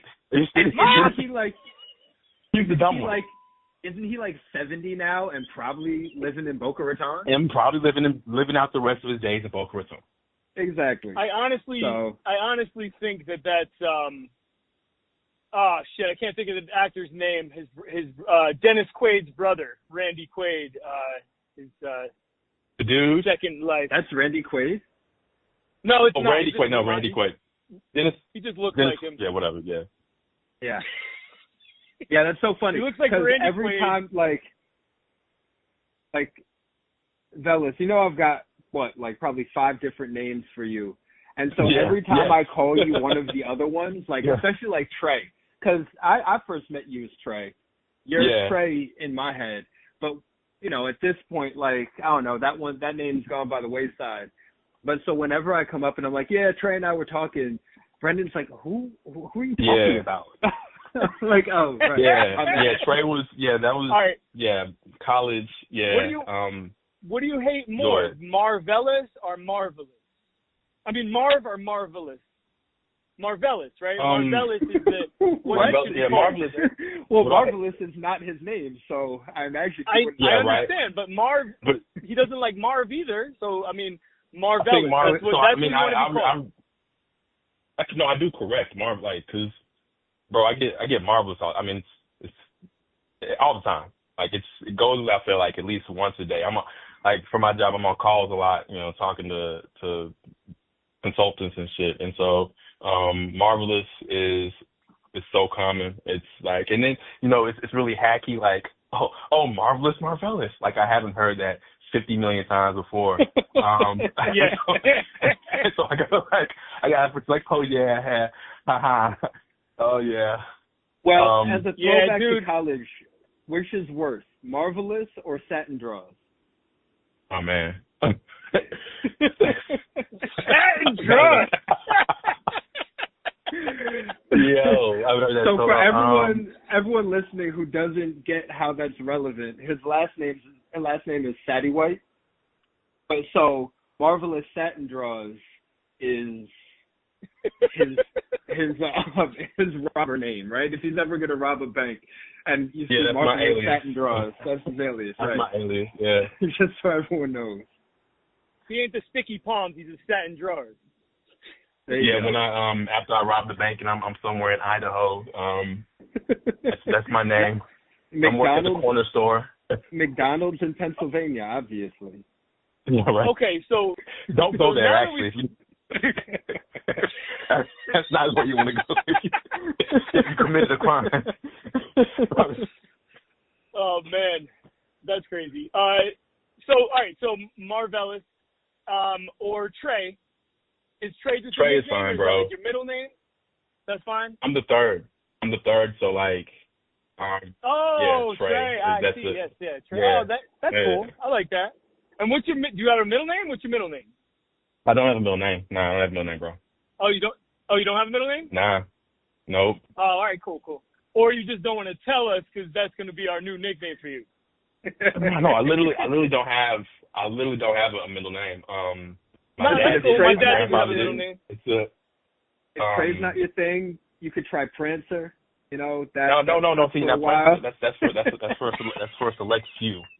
Okay. Oh, okay. The thing about middle name. About nicknames is you can't. When the homies give you a nickname, you gotta kind of take it, right? It's whether you like it or not, you accept that shit. But only the homies can call me that, right? And so that's where that name stays. We don't go outside of the circle for that one. Heard you. It's only the fellas. All right. My bad. All right. So All right, Dasher. So we'll start off with a couple questions then. Okay, I'll take that. Hold on, but wouldn't that dash, be you? I'm Because about you're to dash away with the league on y'all asses. I'll aren't take you that. literally dashing right now, Brendan? Yes. Yeah. Oh, all right, fine. You're the dash. All right, so Marvelous, welcome to the interview we've been trying to get on for quite some time, even more than just a day. Happy Good to be here, you gents. in your busy life, and good to be busy. Where were you born? Where did you grow up? Where do you live now? Tell us a little bit about your location life. Yeah, so currently I live in Crown Heights, Brooklyn. I've been in New York since 2013. But I grew up in Fort Worth, Texas. I'm a Texas boy, born and raised. And so but been on the East Coast for 11 years. Yeah. Nah, I mean it's been more than that because you got to add in Morehouse, right? Okay. Well, I guess. Okay. Yeah. Went back and forth, right? Went back and forth. Yeah. Atlanta, then back to Houston, then up here. Been in the Northeast for 11 years. Heard. No wonder this question board is full of Dallas Cowboys related things. Oh, fucking Cowboys. Hey, I'm gonna keep it a buck, bro. Like, I'm a fucking fair weather fan. I am not like I grew up. Wow. Hey, so this whole time, listen, I thought you were like a legit Cowboys fan. I'm not. Listen, I'm a casual fan. Years. I'm a casual fan. One of I'm the not questions. fair weather. Fair weather is a step down. Like I'm a casual fan. Like I pay attention. Okay. Like I want them to win. When I grew up in the 90s, and that's when you had Aikman and Irvin and Emmitt Smith out there winning Super Bowls, and so like it was really cool to be, it was dope to be around all that. And then like at one point I was in middle school, I was contrary, and I was like, I'm a Green Bay Packers fan for about 3 years. For about 3 years. I like winners. Keep it a I'm not the dude that wakes up Monday pissed off with my week ruined because my team lost. Matter of fact, I'd rather my fantasy team win than them if it comes down to it. Heard you. I'm selfish. Does that mean that you were a Patriots fan for like a decade? Never that. Fuck the Patriots, bro. I'm a casual Cowboys fan, but I'm a hater of a few franchises. I hate the Patriots. Cool. Hate the Saints. Yeah, fuck the Saints. And actually, no, it's not really. I hate Saints fans more than the franchise. But yeah, it's those two. I don't really care, bro. I mean, it's like I'll put up a show. I'll pretend. It's fun to pretend and be like, when I know some Giants fans or some Eagles fans or Commanders fans or whatever, needle them and kind of play into it. But it's just all in fun. Like I don't really care that much, bro. Like it's good to see them win. I'm happy when they win. But when they lost, I don't know them boys. When they lose, I guess we gotta y'all fucking losers. I guess so we gotta who is your question.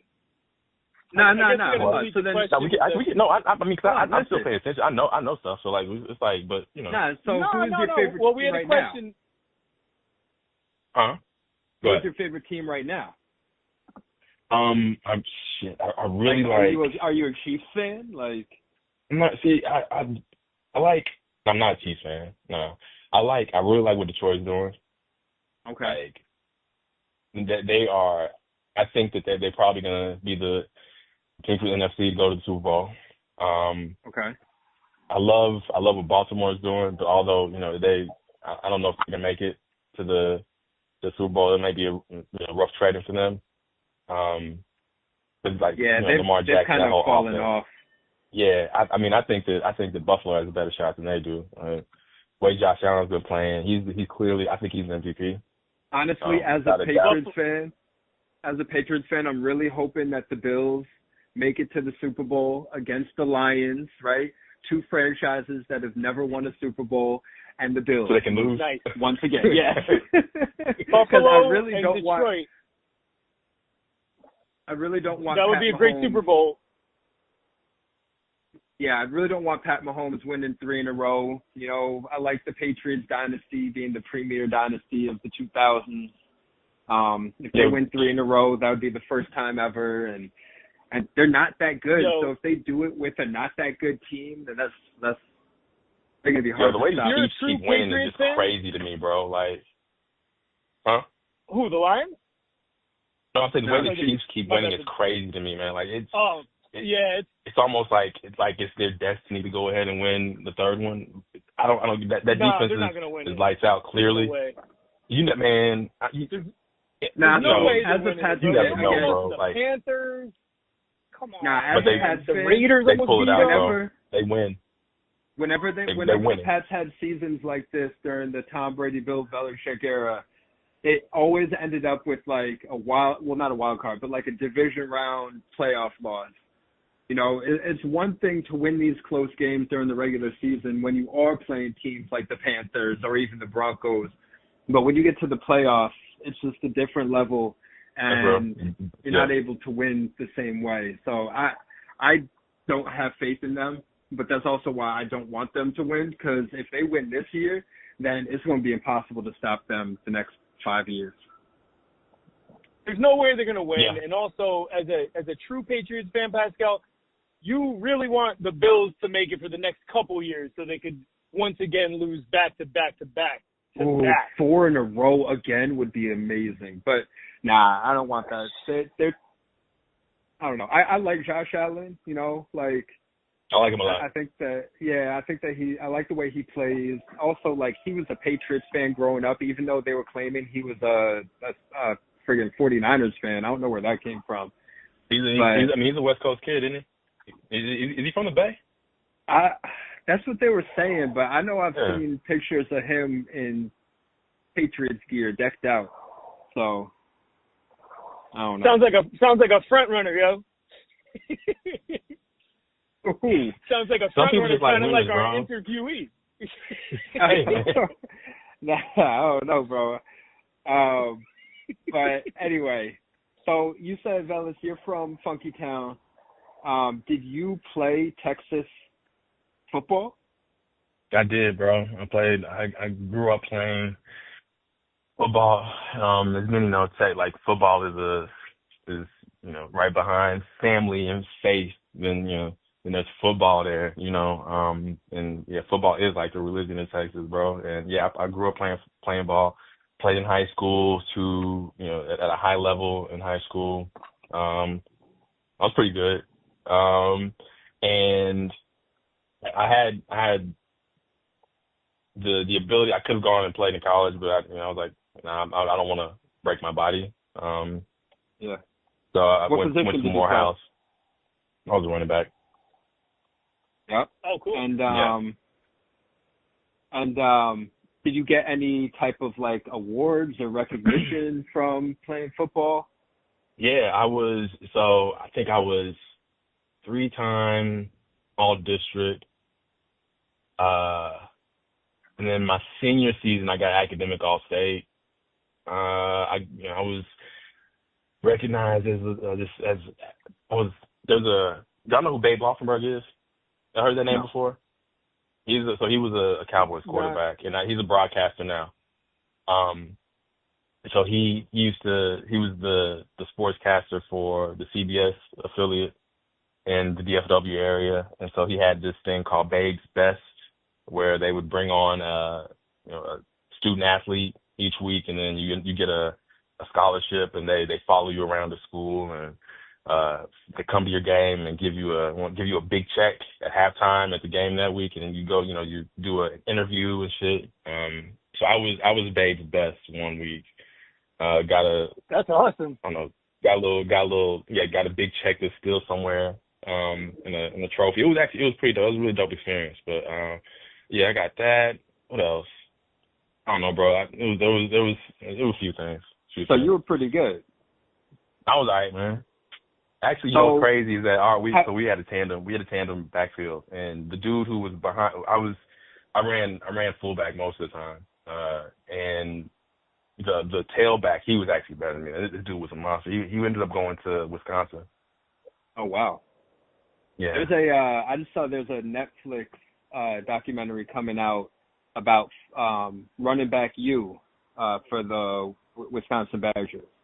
You know, Melvin Gordon. Yeah. Our guy from the Pats is James White, but they've had a whole bunch of running backs come through there. Jonathan Taylor, I think, went to Wisconsin. Yeah, he did. Yeah, a bunch of guys. Now, yeah, man, have you? Our team we were nice. Yeah, we had 2 dudes go to Wisconsin. Where else? So long ago, I don't even remember. Yeah, we had a hell of a team. Like I remember you saying that you used to play against like Kevin Cobb, and you said he was a bum in high school, so you were surprised that he made it to the league. Yes, Kevin Cobb. Who else? We played against what's his name? He was a backup quarterback his entire career. He went to Missouri. Chase Daniel. We played against them. My last game was against South Lake Carroll. They're a big deal now. They're like a dynasty now. And we lost to them in the second round of the playoffs my senior year. Man, I had a hell of a game that game too. And we really we should have won that game. The coach decided to kick a field goal, and our kicker was not that great. And so we were killing them. We were killing them with a couple of plays, running plays the entire game, getting like averaging like 4 to 5 yards every time we ran these plays. But he decided that he wanted to kick a field goal when we had it was like 4th and 2 or something. We had like a whole minute left in the game. He kicked this field goal and it was wide left, and like we would have. I think we had a really good chance of going to state that year. Damn, the laces were out. But man, I don't know where the laces were nowhere near in between the laces were down. Right. The laces were they were it was So there were a bunch of dudes that I played. So a couple more football questions before we move on. Now, has either of the hosts ever D'd you up in pickup games? And maybe like caught a pick against you while in coverage against you? Any of the hosts caught a pick against me in coverage? Yeah. Oh, you talking about you? Tell me when did that happen, Pascal? Maybe probably you. It was a leading question. Okay, yeah. Pascal, was it you? Probably like it wasn't Brittany. Probably like freshman year of college. Like George Wade was probably the quarterback. Man, George got his face. No, it wasn't George. It was his homie who got it was knocked his homie. out. Rich. It was Rich. Rich. Yeah. Oh man, yeah. That's wild. We had no business being out there playing. Full contact. My dumb ass just full contact. I'm gonna go get an mouthpiece. I'm gonna go. Yeah, we were wild. Yeah. College was like the so, last years of full contact for me too, man. So Rich like got his tooth knocked out, and then a week later, someone blew out their ACL, and I was like, yeah, see, that's why I stopped playing. That's it. Last time we played, though. You remember last time we played? Oh man, I was so out of shape. Yeah. Yeah. How about that? Yeah, I mean, I was old at that point, Negro. How about that? Where we were in our prime, I'd D'd you up though. Okay, that's fine. So I got one more. Football related. I think we're gonna have to get on the field, now. Yeah, I'm ready, bro. I need to go running a little bit. I think I could still run a sub 5. I think I'm confident I could run a sub 5. So Velas, one last football related question that obviously I know the answer to, but for the pod, explain to people what your NFL connection has been throughout your career, because I think people would be interested in that too. Yeah, so from 2014 to I think 2017, I was a certified contract advisor for the NFL Players Association, which is an agent. I was an NFL agent for about 3 years. So the way I got into that was it was when I went to law school, and I'm a lawyer. I'm a lawyer as well. So currently a corporate attorney working in-house for a big corporation. But when I went to law school, I decided I'm gonna try to be an agent. That was one of like my dream jobs, and wasn't able to make that happen right away after school. I decided after my partnership. I had a partnership with one of my classmates. We came out in the middle of the economic downturn, so we started our own practice in Houston. He ended up going to get a job, and at that point I was like, well, fuck it, I'm going to go ahead and go try and do this agent thing. So you have to take a test and pay a bunch of money to get insurance and stuff to the NFL Players Association. I did all that, got certified, and did a independent agent work for, or I was an independent agent for my entire career in that space. People like, hey, why don't you go try to work for an agency, or why don't you go, hey, the Jay-Z starting Roc Nation, why don't you go try to work over there, or go try to find Drew Rosenhaus or whatever, work with him. Like, yeah, duh. I mean, I tried. I wanted to do that shit. Yeah, I said I was sending out emails to motherfuckers and trying to network and stuff, and nobody responded. Actually, the only person who gave me some play was Eric Burkhart. That was Johnny Football's agent, actually, and we had a good exchange. And at some point, it just went dark. And so I was like, fuck it, I'm gonna do this on my own. Started reaching out to dudes, and man, shit was really fun. I was able to get in front of a lot of guys. Like, it's like to this day, there's still dudes.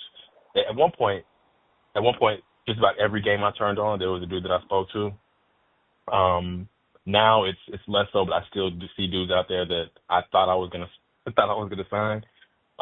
But I was like the baby shark in an ocean full of full-grown great whites, and I couldn't compete with them with the resources they were able to provide for the clients. But it was dope that I was able to even get in front of these guys, that they were like, I was just having conversations with these dudes on a regular basis. Like, we actually built relationships, it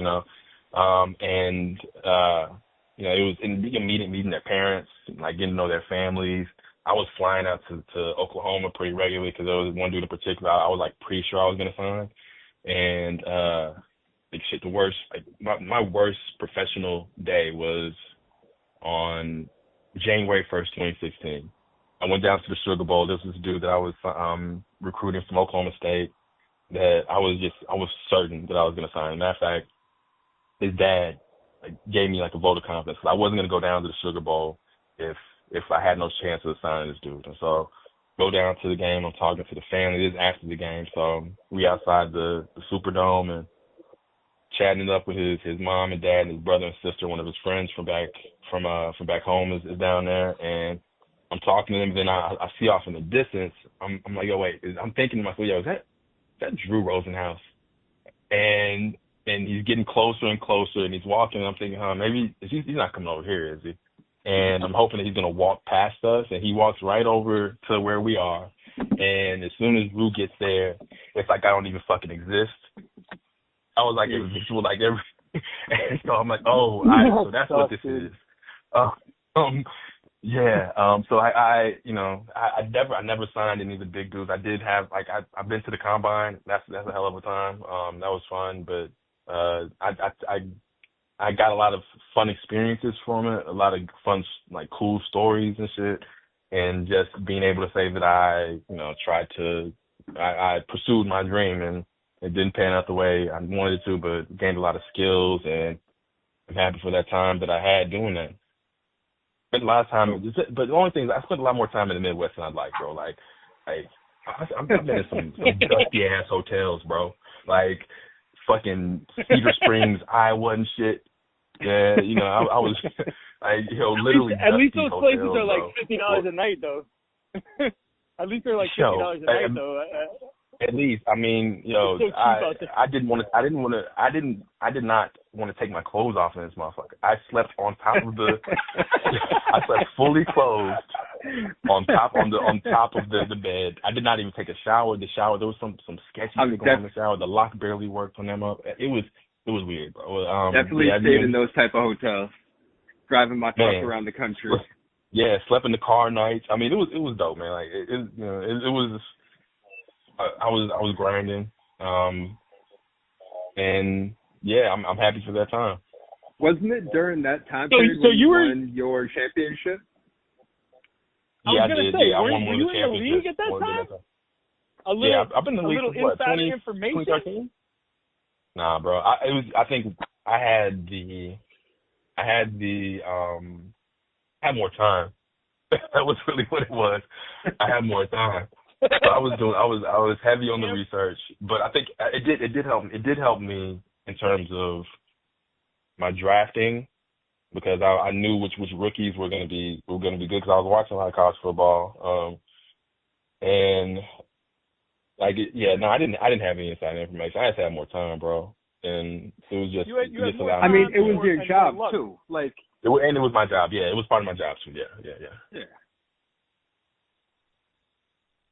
So yeah, I won the championship. I think I went to back-to-back championships when I was an agent. Yeah. oh, Damn. Well, I'm glad you didn't win. Yeah, Bill beat but me in one of them. I want you to Bill win. beat me in one of them. I want you to win this year, or anyone but Colin, because he'll have his third, and Billy too, because Billy will have his fourth. Dude, that's what I'm saying. Like you were supposed to win to keep the dude from getting his third, and Billy get it. Like, come on, man. Like Colin, he's a good dude. But bro, I would have gotten I had an opportunity. I had an opportunity to get my third, so I would have. I'm sure you guys wouldn't have wanted that either. So I need my second, man. Either way, I need my second. Like I'm yeah. I'm one of them ones in this league. I can't be talking too much shit with only one ring. You know what I'm saying? So, oh yeah, nah, you can. I got none, and I talk more shit than anyone. Word, okay then. Well, That's true. Thanks for the permission. Fuck all y'all. I'm the best moment. No, I'm the greatest. Yeah. But anybody could win. I mean, Sean won 2 years in a row a few years back, so it's really that's the really thing, bro. Like some game. of us get lucky. Yeah. Well, so that's what they say I on won the internet like 6 and 10. is that it takes skill to make the playoffs in fantasy football, and it takes luck to win the championship. That's real. Oh, yeah. The truth. So hopefully luck is in my favor. Like I told y'all yesterday when I saw that Baltimore game, when I saw what Burrow and Chase did that game, I was like, yo, this man's gonna be a problem. And I've been watching Colin's team for the past month and a half, or the past month. It was like mid-November. I'm like, bro, please don't let him into the playoffs, because I knew he was gonna be a problem. I was hoping everything would fall in a way, and then I was happy because once I got that first loss, I was like, fuck it, okay, I'm not gonna be undefeated. I just want to we're gonna be in the playoffs.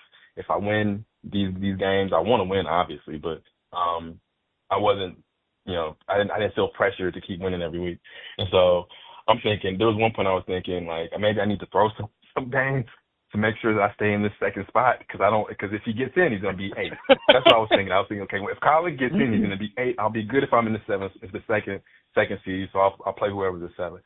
And my fucking nightmare came true when I woke up yesterday morning. I saw that Colin he jumped over Pascal, and bro, I was crestfallen, man. This is, like I said before, this is the first week this season, and I'm not confident about what's gonna happen on Sunday. But we're gonna see what's gonna happen. Hopefully my team shows up. I mean, I think that my team is better than his as a whole, but he just has these game breakers that'll completely bust shit like wide open. And so I don't know. I just need my guys to show up. Yeah. Or shit, man. Yeah, shout out to Colin. Colin's good. He's one of the. Okay, go ahead. No, it's cool. I'm just saying. We can cut that. He's a wild boy. He's one of the few dudes that I've actually met from the league. So yeah, shout out to Colin. Matter of fact, Colin, we need to hang out again, bro. We need to hang out again. I've been trying to set it up, but don't give him a bigger. We busy, bro. Don't give him a bigger head than he's already got, yo.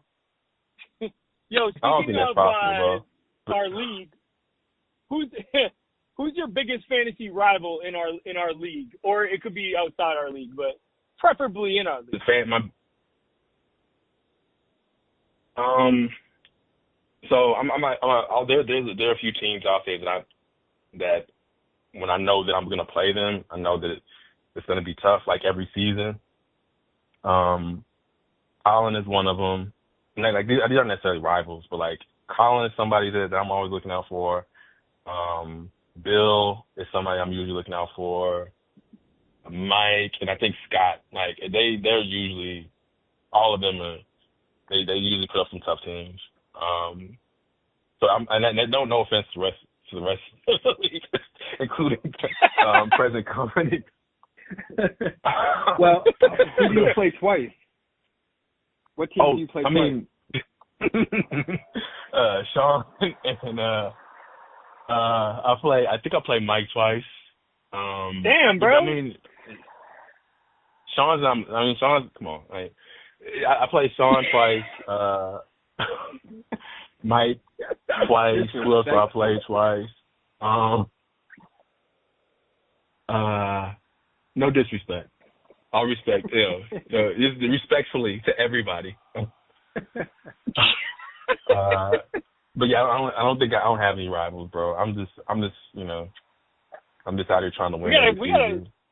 We gotta build some rivalries then, man. We gotta get somebody to start pinpointing you and calling you out when you lose and shit. Maybe it'll be me. Maybe I'll start talking. You'll call me. Brendan, I think at one point I saw you as a rival at one point. I think a few years ago I did.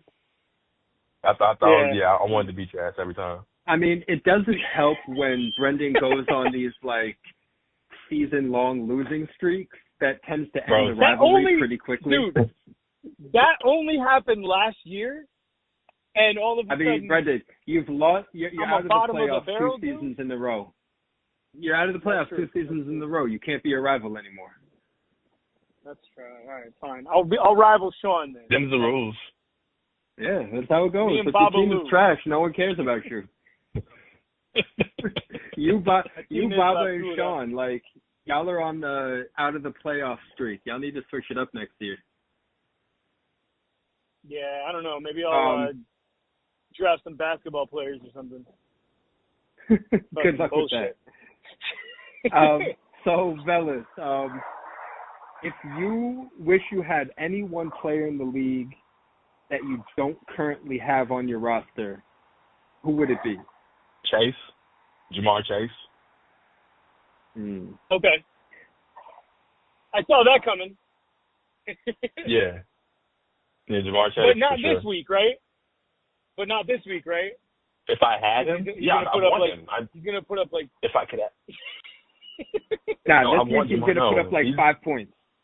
I mean, that's what I'm hoping. Like that's what he's doing. I hope he puts up. Hope that both of them get sick before the game. That's what I hope. It's gonna be a T. Higgins game.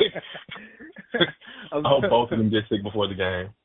Oh, Don't worry, bro. Or that they catch cramps and like have to sit down for the rest of the game. Like, Yo, to be honest with you, man, I'm calling it right now. It's gonna be a Shivas week. He's gonna harvest all the touchdowns. Yoshi and Chase Brown. Yoshi, Chase Brown, and freaking Gesicki. There you go. I'm done with that. fingers crossed. Yeah. Yeah. Put that out into the ether. Yeah, that's what I'm hoping for. All right, we've been going a little bit longer than expected this episode, so why don't we move it forward into the quick fire segment? Let's get it. Cool. Quick fire. Now, as Brendan mentioned, and as I mentioned, I thought you were a real Cowboys fan, so you might see a pattern here. But I think you know enough about football to be able I know to a little bit. hang. Okay. Yeah. All right. So I think you know how this goes. We start out with start, bench, cut, assuming healthy, assuming in the prime of their careers, all that type of thing. Okay. So I'm gonna start out with Michael Irvin, Des Bryant, and CeeDee Lamb. Ooh. That's a tough one. Start CD, bench Mike. Ooh. But Irvin. Whoa. Yeah. Yeah, Des was one of my favorites. CD's different. CD's different, bro. I mean, much respect to the game breaker. Much respect to the legend Michael Irvin, but CD is a different animal, bro. Heard you. Yeah. I would actually cut. But anyways, moving on. Fucking Giants. You're a hater. You big hater. All right. The haters speak. How about you cut your quarterback? How about you cut your GM over at the Giants? How about we cut the owner? I was about to say they already cut the quarterback. Shit. Yeah, I know, right? Cut the quarterback. They cut the. That's what they're best at is cutting their quarterback. All right. We're moving away from the Giants. All right. Emmitt Smith, everybody should move away from the Eric Giants. Dickerson.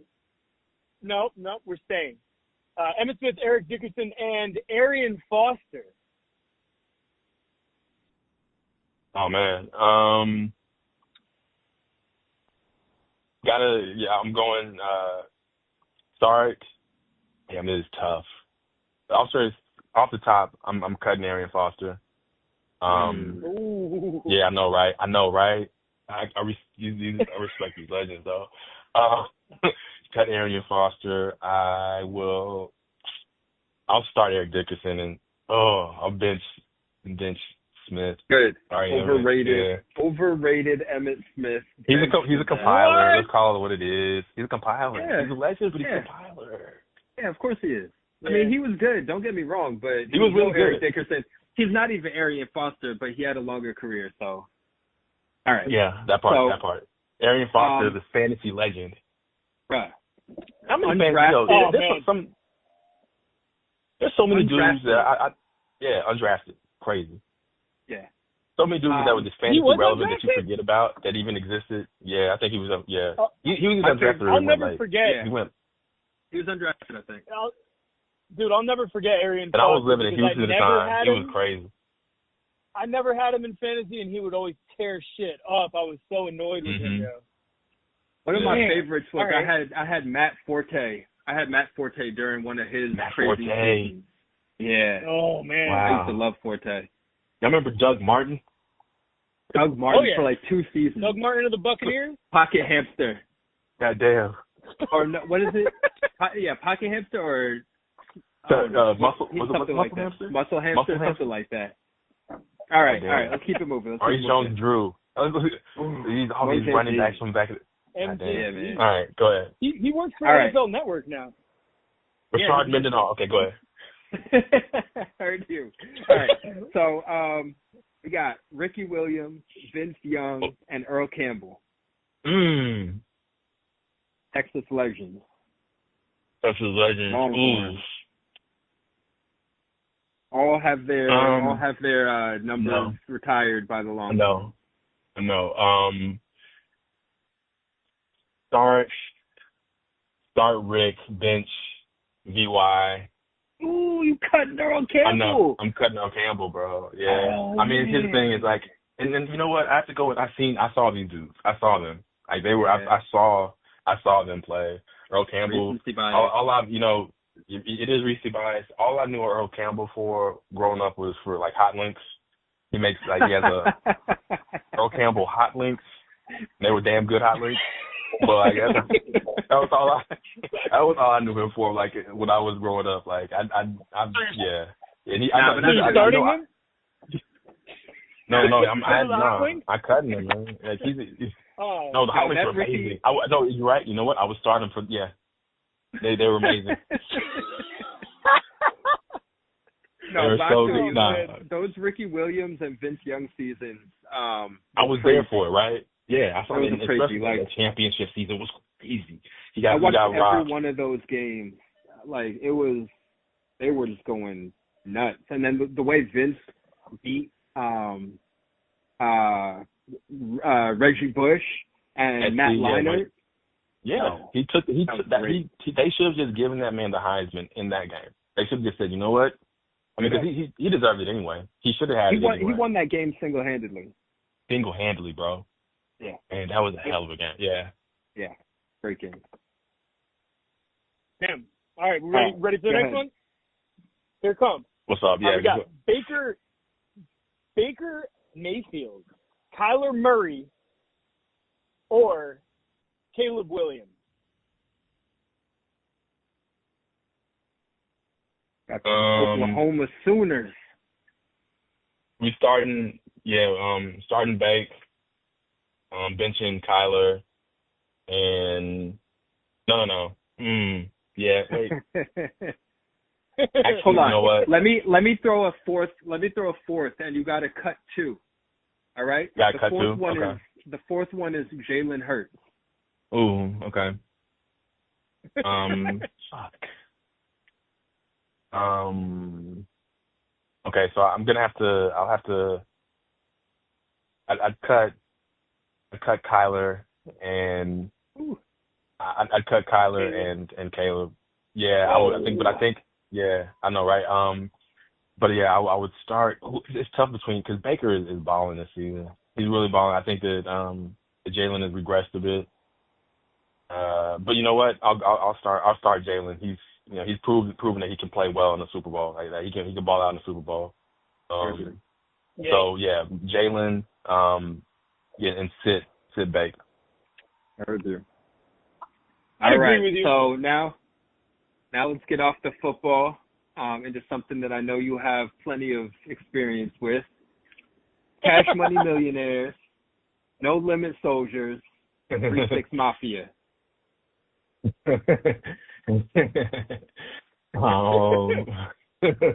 I wanted to throw Swisher House in there, but I feel like they got to be a straight cut. Like, So I think you gotta start 3-6. I think music isn't what it is right now without 3-6. Trap music doesn't exist as it does right now without 3-6. You gotta start them. I will. I'm gonna sit. I'll sit Cash Money. They made a lot. Yeah, fucking Hot Boys. They made a lot of good music. And No Limit. I'll cut No Limit. They didn't have the staying power. They had a lot of hype, but not the staying power. And then the I guess not substance, but the quality wasn't as great as we remember it. Like it didn't age well. They were the only ones that weren't backed by something like some serious money, right? Like he was selling out of it. He went platinum out his trunk. He did not. I mean, no doubt. I mean, and salute to that man for, becoming a self-made millionaire and building that business and everything that came with it. Shout out to P for that. But I mean, Cash Money, they were independent at first as well, until they went in under UMG. So, yeah, I mean, everything the Hot Boys did washes anything that No Limit put out. Wayne's whole career by alone washes No Limit. BG, man, it's got to be Cash Money. Yeah, Cash Money over No Limit. Nice.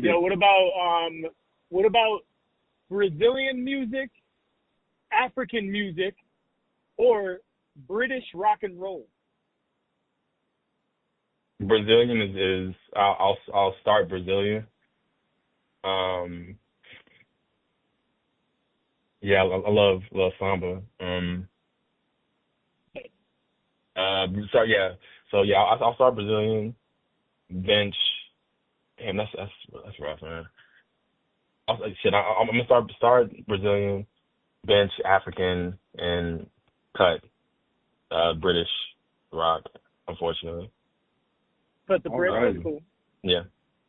Yeah, not mad at that. All right. So now, who you taking, Dak Prescott or C.J. Stroud? Obviously, both healthy, both at full power. At their highest potential. I think CJ is a better player. I'm taking CJ over Dak. Yeah. Yeah, even with his sophomore slump, huh? Yeah, I mean that happens, right? I think that he proved in his rookie season that the ceiling is high and that he hasn't even like Dak hasn't reached those heights. Like, he's a winner. Dak is a winner and he plays well, but he's not going to carry a team to. Unfortunately, I don't think he can carry a team on his back and be the reason that a team won. Right. I mean, he's a winner until the playoffs comes around. Yeah. I mean, that's kind of what it looked like, though, this season when Dak went out. The Cowboys, I thought that they were in a complete collapse, and then, you know, they started finally reviving their team. Like, you know, it was just funny because when Dak went out, it was like, how are the Cowboys like gonna win a game, you know? And they ended up winning 2 games against the Giants. Yeah. Someone else. Yeah. I mean, come on, Giants. I mean, come on. I know. You know my defensive strategy for the last few weeks is pick whoever's playing the Giants. Yeah. Pick them up. So, Yeah. Yeah. it's been like 2 years. Word. Shit. Well, we'll see what happens in the future. All right. All right. We got the next question. Who's your go-to for fantasy football information? My go-to. So I rely heavily on Fantasy Pros Collins updates? and No, I'm Collins updates. We got our own Adam Schefter.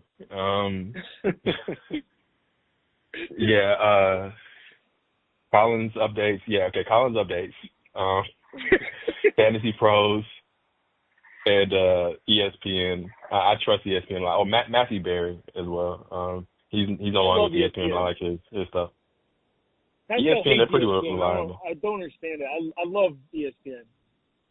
Their list, Yeah, their ranking list help me sometimes. Like in terms of like when I'm not sure who to start or like, I'm between 2 players. They usually take that into account as well. I mean, I don't make my final decision off of it, but that it helps me at times. Yeah. Helps me with my when I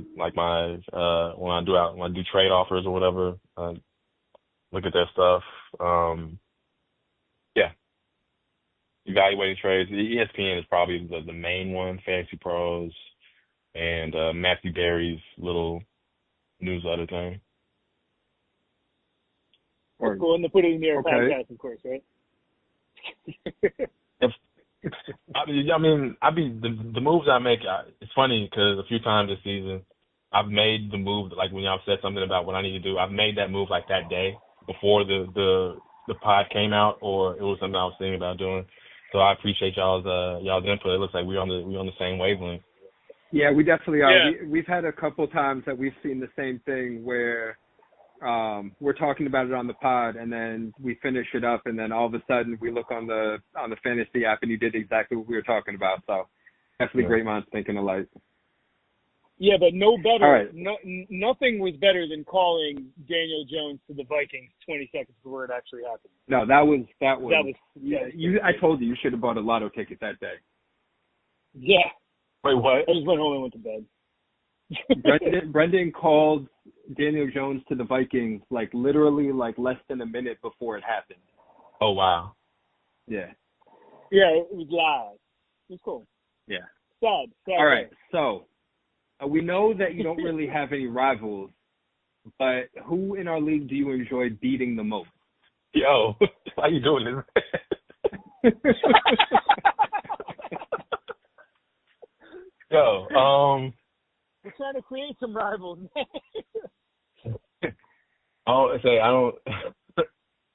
I said something in the chat earlier in the season about like always playing Sean first week and like guaranteeing that I'm starting out 1-0 every season.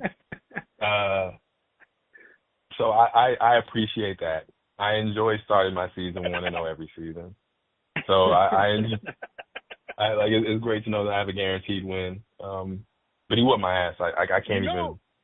This last game he killed me. But back to his luck because he gets lucky sometimes. Right? No, he's a top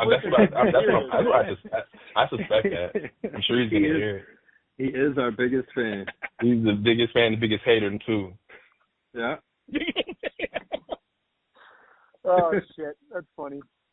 What about your rookie of the year pick? Who do you think is gonna win it, and who do you think should win it?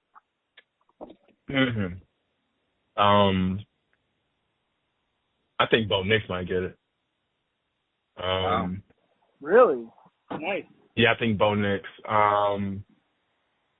Who else is out there? Yeah, rookies Jaden involved. Daniels.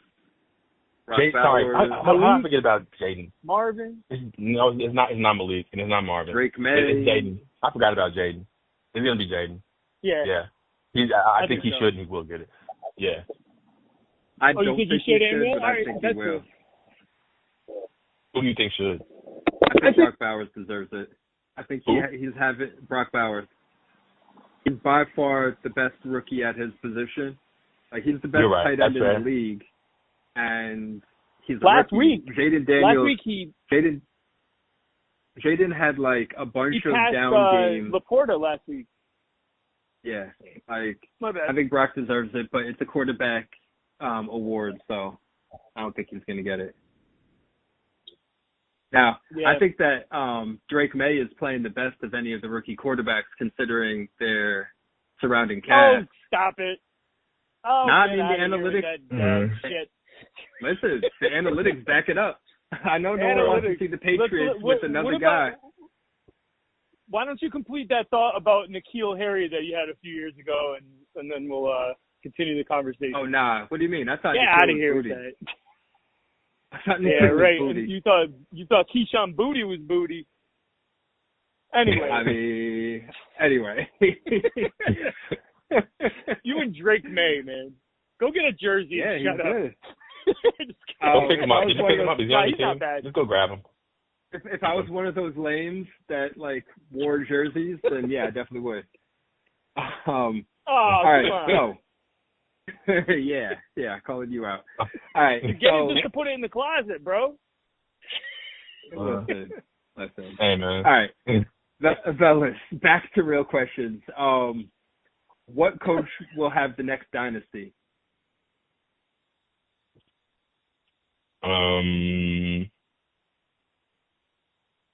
The next dynasty. I think that, man, I don't even know if the dynasty is even possible anymore. I don't even know if the dynasty is possible anymore, bro. I mean, look at the Chiefs. I know the Chiefs. I think it'll outside of the Chiefs. I don't think that there's another team or another coach set up in the league. So if there's going to be the next dynasty, because I feel like the Chiefs are already a dynasty. Well, would it take 3 to be a dynasty? Yeah. They've been making it to the Three out of playoffs. 4. I mean, to the AFC. They've got 3. The conference. They have 3, right? So They got it. Yeah. I don't know why I thought it was 2. Okay, so Yeah, I think they're definitely already a dynasty. They're a So dynasty. who is the next one? Is next one, Andy is Reid going to be the next dynasty also, like Bill Belichick was, or is it going to be another coach, Sean It's Andy McVay? Reid. Or is it going to be Dan Campbell? You know, you got Kyle Shanahan, Dan Campbell. If I think Dan Campbell has the best shot of all of them. If he can keep his team He together. has the passion. Yeah. Dan Campbell Interesting. cried Yeah, at a press conference after a fucking loss his first year, and he's still the coach. He's the man. It's interesting. I mean, Dan To me, He I said would they were going to bite some kneecaps. Remember that? He biting kneecaps. That man said that. So not Dayball? So not Brian Dayball? Dable is not a bad choice, to be honest with you. He's a good offensive mind. I would go Kyle Shanahan personally, just because I think that he's not able to make it happen in San Francisco, so there's a chance that he gets fired in the next few years. But he's a really good coach, and so the next place he ends up, if he ends up with one of these top 5 quarterbacks, then he could definitely become a dynasty coach that way. Like, imagine if he got quick breaking He's going to news. be going. Yeah, imagine if he gets fired from San Francisco breaking and then news, goes Marv. to like Buffalo. We got some breaking What's up? news. It looks like the Giants just announced they're going to start Tommy DeVito this week. I'm sorry, man. Oh man, That's like- sorry, man. that's like, would you prefer so Tommy DeVito versus Drew Lock is like, would you rather Drew have Lock? diarrhea or constipation? Like, no, Man. they both suck. Get it out. That's Getting diarrhea all disappointing, day. bro. Well, good luck Oh with that. shit. Yeah.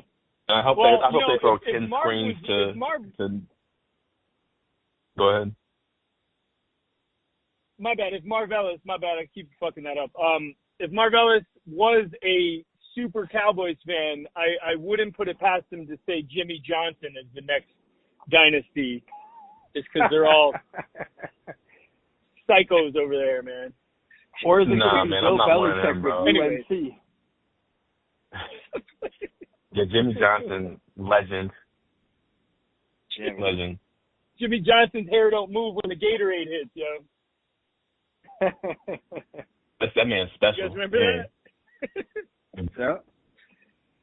I got to get his gel. Jimmy Johnson is at like Bill Belichick, Nick Saban.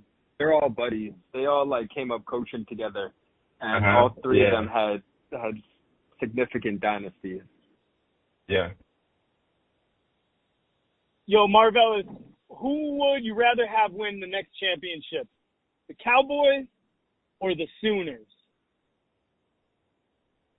I mean, it's the Cowboys.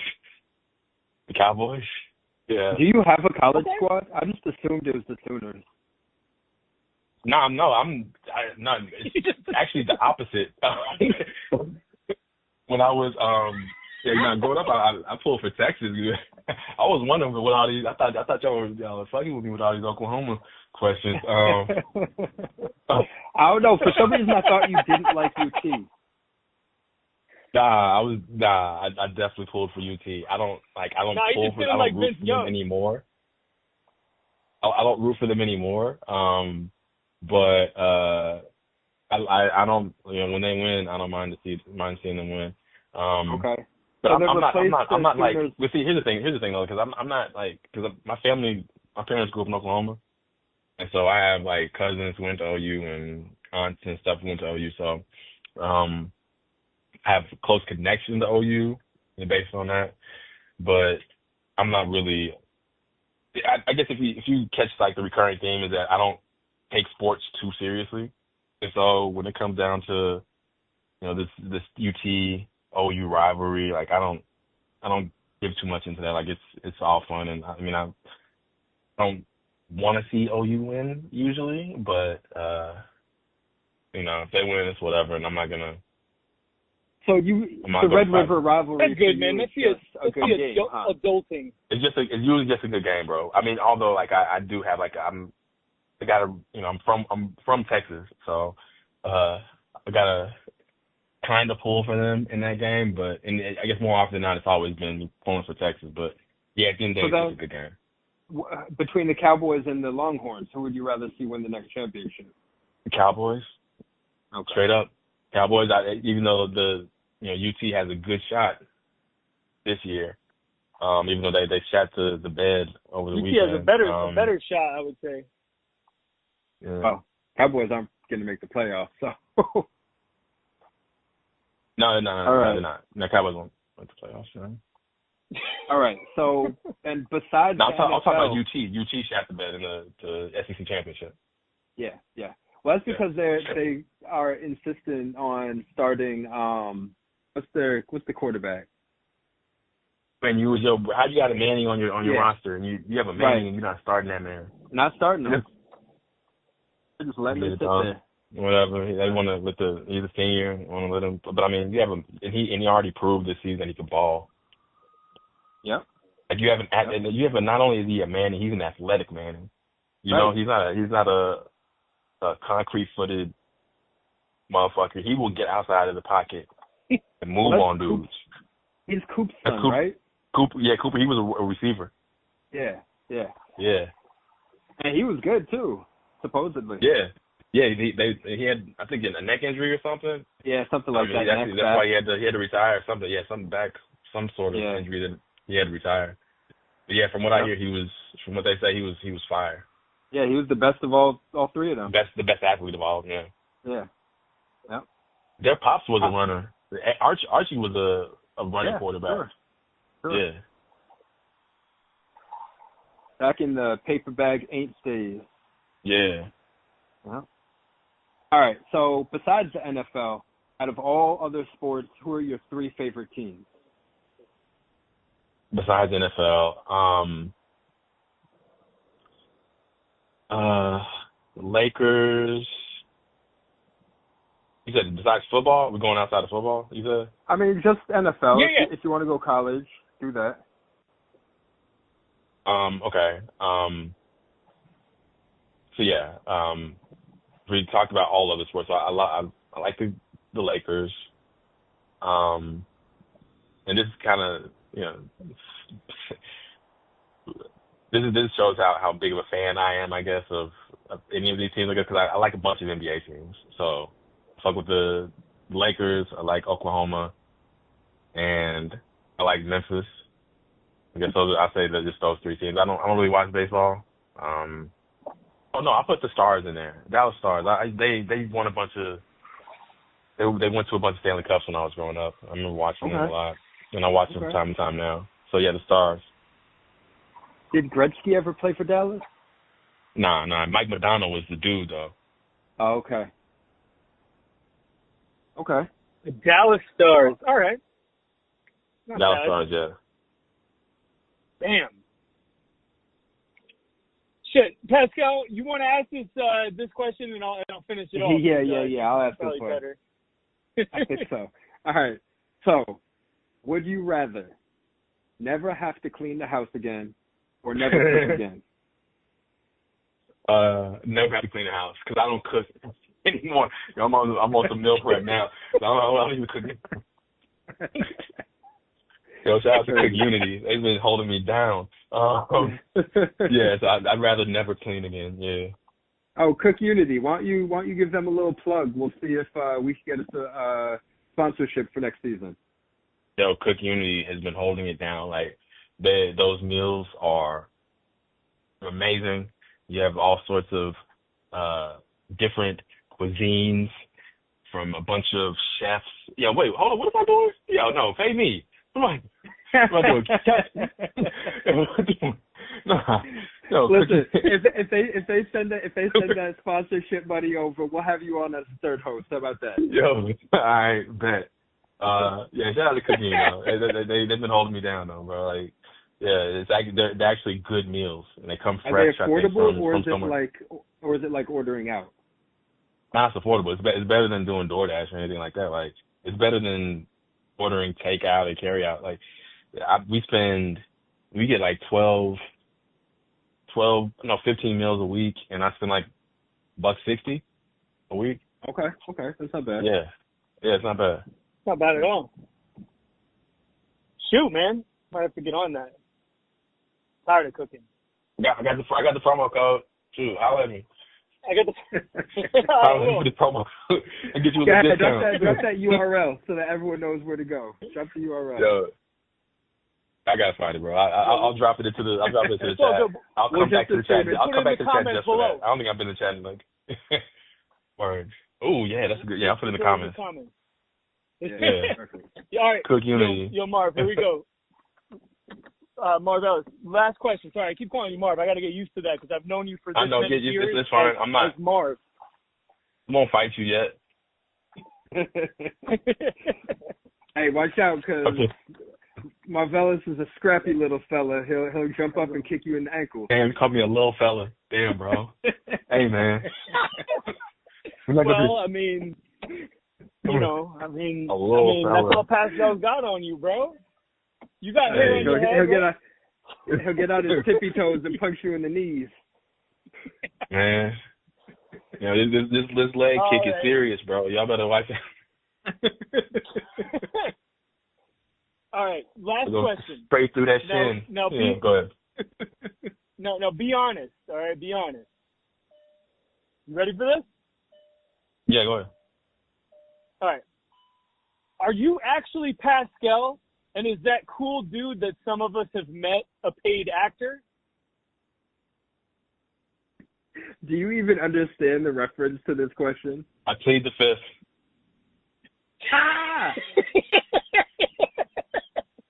Wow. So you really just gonna throw me under the bus like that?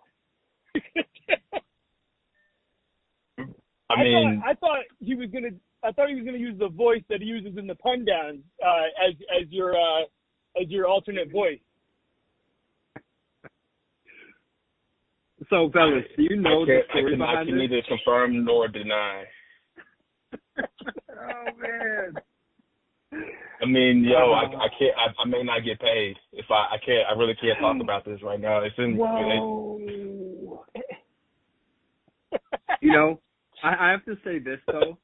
If I was still paying, if I was paying you, then that would make me the worst fantasy football player in history. Because I'm paying a second team and I still can't win a championship. Oh. That would be really. At least you'd have one under your belt. I mean, you'd have at least one. Technically, call it a half. Dude, so I don't know how many people when you first joined the league, like wrote to me like, "Yo, who's Marv, dude? Is that Pascal cheating?" And then like, didn't Billy like get into an argument with you about? Yeah, well, so Pascal? Billy was the only commissioner, and so people had gone to him, and they were like, "Yo, I think that Pascal's cheating." And what's his fake name? Where did he come up with his name? Right, Marvelous. Marvelous. What kind of name is that? You better than that. And so Billy comes to me and he's like, "Hey, like, are you cheating?" And he's like, "You know, a lot of people think that you are, and they're coming to me complaining." And I'm like, "No, I'm not cheating." And he's like, "Well, are you? Because like that trade that you made was kind of like questionable." I'm like, "No, fuck you, Bill. Like, don't come at me asking if I'm cheating." And he got pissed off that I said that. He's like, "Don't get mad at the messenger." And I'm like, "Nah, you just asked me if I'm cheating. You didn't ask me if like in any other way, right? You didn't say like, hey, let me talk to Marvelous or whatever. It was straight up, are you cheating?" I take offense to it. I Nobody told him, reached fuck out to you. me. No, Bro, and Colin, Jay Rickberg, enough people wrote to me about that. Like, "Yo, do you think that that's Pascal cheating, like, or is that actually like a dude?" And I was like, honestly, I never met him, so I don't know, but I'm sure it's not blatant cheating. And then I actually got to meet you after work one day downtown in the financial district. Yeah, I remember that. By my job. And I was like, Yeah. "Oh, what up?" Your name was Hobos and Shotgun then. I'm like, "What up, Hobos?" You're like, "Who are you?" I'm like, "Oh, East Coast Virus." "Oh, okay, cool. It was funny. It was cool. And Marv is real. It wasn't that funny because I didn't talk to Okay. Billy for like a year after that because he was pissed at me for saying "fuck you" to him. But we got over it. Well, Marvelous is real, everyone, and I've seen him with my own eyes. And if he ain't Am I? paid after, Pascal must have paid a pretty penny because he did a great job. If you see him on any ads, that's just a coincidence. I did my undergrad at Juilliard. I met the young man, Pascal. Yes, it was a dark and stormy evening, and he propositioned me. So, not proposition like that, dude. Like, a proposition doesn't have to be like some AO stuff. Yo, whatever, Right? whatever. Anyway. Anywho. So yeah, dude. Now what I'm taking away from this is never to call you what I've been calling you for years.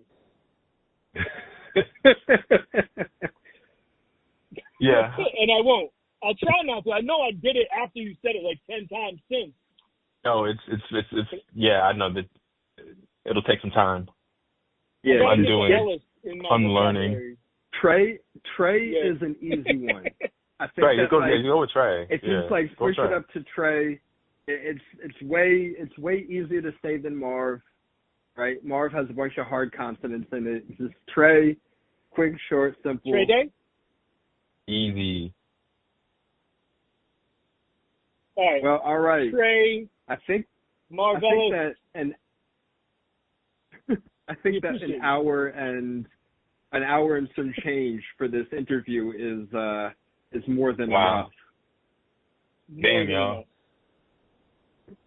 Stay tuned. There's more to come. Next question. So thank you for hopping on. Thanks for having me. To everyone that you're a real person and not just a figment of my imagination. Yes, guys, I do exist. That's all I wanted to hear. And you know what? We're gonna have to try to set up a flag football game to put it in the Air League. We should, so I can come out there and burn all you boys. Yeah, see if we can get our Midwestern, same team, or not Midwestern, our Southwestern folks to come back east and make this thing happen. Yeah, that's what's up. Yeah, I'll give y'all that work. Hey, I'm down. Just don't let me play quarterback because I'm trash. Noted. That was awesome talking to Marvelous, not Marv. Yeah, that's my guy. It's always good to hop on the phone with him. Trey, not 3. Prancer, not Dancer or Blitzen. But not Prancer, because you don't really know him like that. That's true. Unless he just beat you in the playoffs. In that case, call him whatever you want. Yeah, y'all might need to fight first. Guys, let's move along. This is getting to be a long episode. Yes, we're almost being the key word. We're almost done, but we got some really good stuff coming up for you. So let's start it off with. Oh yeah! Oh shit! Yeah! Superlative rundown. Who was the top dog this week? Well, I could tell you, there's a lot of guests in this superlative rundown that have been here before. Starting with quarterback, Josh Allen, again. 2 weeks in a row, maybe even 3. 41.28. And this week, we're going to give an honorable mention to Jared Goff, who scored 41.06. In the same damn game. In the same game. That is crazy. That's 82 plus fantasy points for your quarterbacks. Look at you with the honorable mention. I see you. Yeah. I'm making an impact I here. had to, man. It's partly biased because I played Goff against Jay's dad, which we'll talk about in a little bit. Anyways, running back James Conner tops the list with 30.8 and his 2 one-yard touchdowns certainly bubble him up, and he's just playing great, man, for this late in his career. I think I was telling you last week that Patriots defense is porous. Yeah, but if you look at James Conner's production this year, you would have thought he would have fallen off years ago. When he was a Steeler and he went to the Cardinals, like Cardinals fans were not happy. That's why he got that new contract. He got another 2 years. Keep it going, James. Cancer survivor James Conner. Respect to you, man. Wide receiver of the week, dude, Devontae Adams. I feel like we heard about. I didn't even realize he did this well. Really? Just kidding. Yeah. Oh. We got updates from Colin. Nonstop. Jay's dad also had Devontae Adams, kind of wiping out my golf day. Yeah. Eesh. It was hard to watch, especially the fact that I watched it on TV. Then I got a text message. Then I got a group message telling me about how many yards it was, so I wasn't mistaken. Tight end of the week once again, Jonnu Smith. He's climbing the rankings, dude. Jonnu. This guy, I feel good for him. He really was doing nothing in New England, but before and after, I don't know why New England was a black hole for him, but I'm glad he's doing well. He's proving to be the better Mike Gesicki. Definitely. Kicker of the week. Thank God it was only one. There's a lot to type in this name. Chase McLaughlin. Tampa Bay's kicker puts up 16 points this week. He's got to be up there in the top 5. And then once again, the Denver Broncos defense doing their best to oust the Vikings from the top spot. They may actually have. I think they're number 2 right now with 22 fantasy points of their own. Hot shit. All right. So then the largest margin of victory this week was 47.18. Salute your short fellows over Boston Bulldogs 163.34 to 116.16. Tough. The closest matchup was 15.84. The MILF fuckers over yours truly, Punks and Drublet. I feel like Jalen Waddle could have scored that pretty easily. Definitely could have. Damn. I mean, also like touchdowns to Devon Achane, to Rashad White, to Bucky Irving. None of them got touchdowns. So Yeah. All right. The give them their flowers again. Salute to short fellows. 163.34, but you don't get $25. No 25 for you. Wet fart of the week. This is not where you want to be this week. No, goes to I fucks their mom. Probably because the Didn't name. even score 100 points. 94.44. You would have lost to anyone, even Sean. Literally. He's been on a tumble for the second half of the season anyway. He had like 1 or 2 good weeks there at the end to like keep him in pretty good standing. But yeah, I think he won. We all kind of saw that coming. 2 out of 7 in the end of to like finish that. the season. Him and Frank were on a free fall. Frank put it together and starting to climb back, but it's too late. And too late. Aggie never was able to put it back together. Next year, buddy. Yeah. Next year. Yeah. Maybe you'll have a new name and picture and everything. I doubt it. Probably. All right, so let's look at the 2 Semifinals? upcoming, playoff matchups. Let's do it, man. Firstly, but not lastly, we have the MILF Fuckers versus Steal Your Face Mask. Scott versus Bill. Ooh. So when I'm looking at this one, honestly, like Billy looks like he's got all the star power. Why don't we, for time's sake, why don't we just match up the positions? Okay, so Brock Purdy versus Lamar Jackson. I don't think this is even. Oh yeah, I got worth Lamar talking about. Yeah. probably outscoring might- him by 20. Might double him up. Yeah. Easy. Rico Dowdle versus Jonathan Taylor. Now that's an interesting one. Dowdle's been putting up numbers, And Taylor's been, he's been putting up numbers. He's been killing it. He should have. That should have been what a 20-point game for him this Yeah, week. it was a 42-yard touchdown that turned into 2.1 fantasy points. What could have been 10.1 fantasy points. He didn't get the 4 points. Oh, because he got the fumble. He fumbled it. Yeah. That sucks. But Rico Dowdle, he's on a tear of 4 straight double-digit games with a 21-pointer in there. And it's a Sunday night game. Yeah, so that's a big deal. I think that that's probably going to be a wash. And let's not forget also Lamar plays at 4:30 on Saturday, so keep your eyes open with that. Yeah. Then we've got Bijan versus Kyren. I'm giving it to Bijan. Oh yeah, me too. Absolutely. Kyren, he's got low yards per carry. He might get some touchdowns, but the Jets, their run defense has been hit or miss. And let's look at this. The Bijan plays the New York Giants, and Kyren plays the New York Jets. So Bijan all day. Bijan might put up 40 points. Yeah. T. Higgins versus Garrett Wilson. I'm giving that to T, because here's the simple reason why.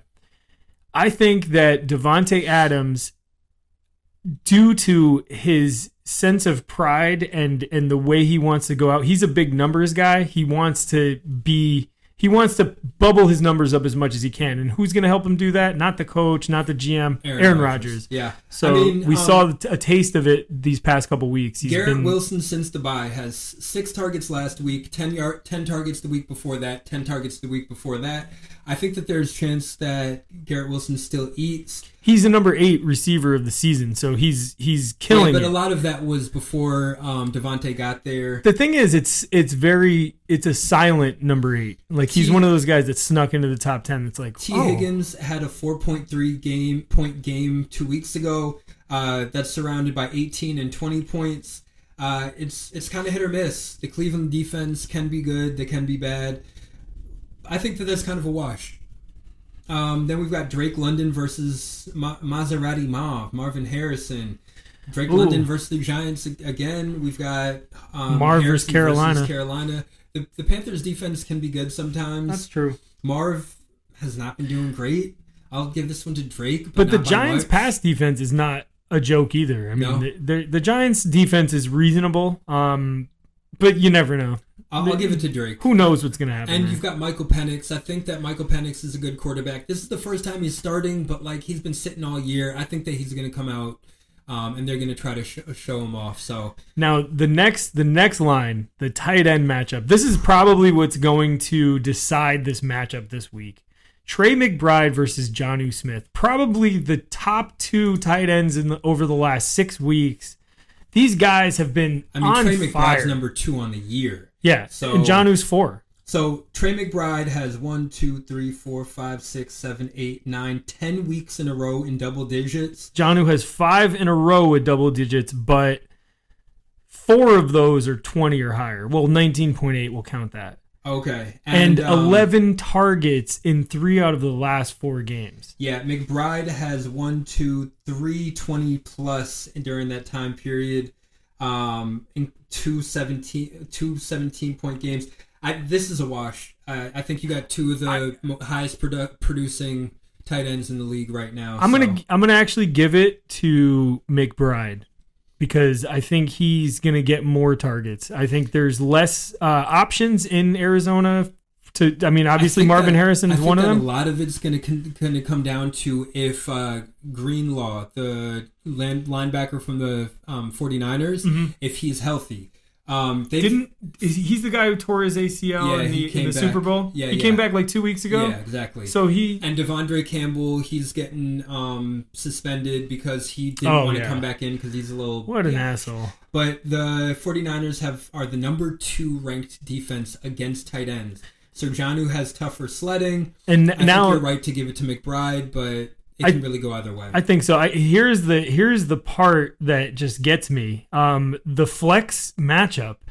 It's really. You got 2 Bills receivers facing off against each other. That's going to be a huge difference. Amari Cooper and Khalil Shakir, both projected around 14 fantasy points. Khalil a little bit higher. Then you've got Zach Ertz, who's probably not even going to play. Probably not. Versus Tank Bigsby, who is on a team that is playing a bad run defense in the Raiders, but ETN's still there. And ETN has been getting starting carries too. Yeah, and ETN had like 14 carries to Tank Bigsby's 11. 11, yeah, and 11 carries on a bad team is not a good thing unless you're getting them after pass interference. For some on reason, one. they're throwing 40 times with Mac Jones. Yeah, Brian Thomas all day. Honestly, and Scott has like legitimate options on his bench to put in instead for the of flex. Ertz. Justice Hill. Justice Hill. Oh, Justice Michael Hill is Wilson. Even Austin Hooper. Just so you know, Justice Hill is one of those guys that I think if he gets 8 more receptions, he gets $250,000. He's one of those guys that has a bonus built into his contract that he's almost there, and he's played well enough that I think that obviously the owner is going to be like, but the owner doesn't make the play calls. Coaches tend to try to get you your numbers. Especially if you're not like a top dog premier guy that's already super filthy rich. His last 4 games, 18 points, 6 points, 14 points, 8 points. So hit or miss, but he could definitely put up double digits pretty easily. But 3 targets, 2 targets, 7 targets, 2 targets, 6 targets, 5 targets. He's getting enough targets to be fantasy relevant, although he's playing the Steelers defense this week. So, whoa. Saturday game. We'll see. Ooh, that's a tough one. So, yeah, I think I would give the flex to Scott. Like I said in the rundown, Billy's got to not be feeling great. Put up the least amount of points in the first round. And now he's going up against the number 1 team. But they both put up about the same amount of points last week. So it should be a good matchup. And Billy's gamble of Amari Cooper, who just goosed in a huge scoring game. It wasn't like it was a weather game like the 49ers game on Thursday night. But now they're going up against New England. England's not been great. And it sounds like a James Cook day. And then, between Amari Cooper, okay, I would probably play Amari Cooper even though he just goosed. But between Tank Bigsby, Billy's got the likes of Blake Corum, Craig Reynolds, Javonte Williams, Wan'Dale Robinson, Devon Vele, and Nick Westbrook-Akine. So those are all like maybe guys. The fact that Amari Cooper is boom or bust. Westbrook-Akine, he put up 3 points in the last 2 games, but before that it was 21, 13, 26, 16, and 12. Touchdown dependent, way too much. I think Vele is a better choice out of those 3 receivers, Wan'Dale, Vele, and Nick Westbrook-Akine, just because he's getting more targets. He's getting more looks. Yeah, he's got the highest expected points of that group, too. Then again, he goosed this week and had one target. Yeah. And the week before that, 3 points.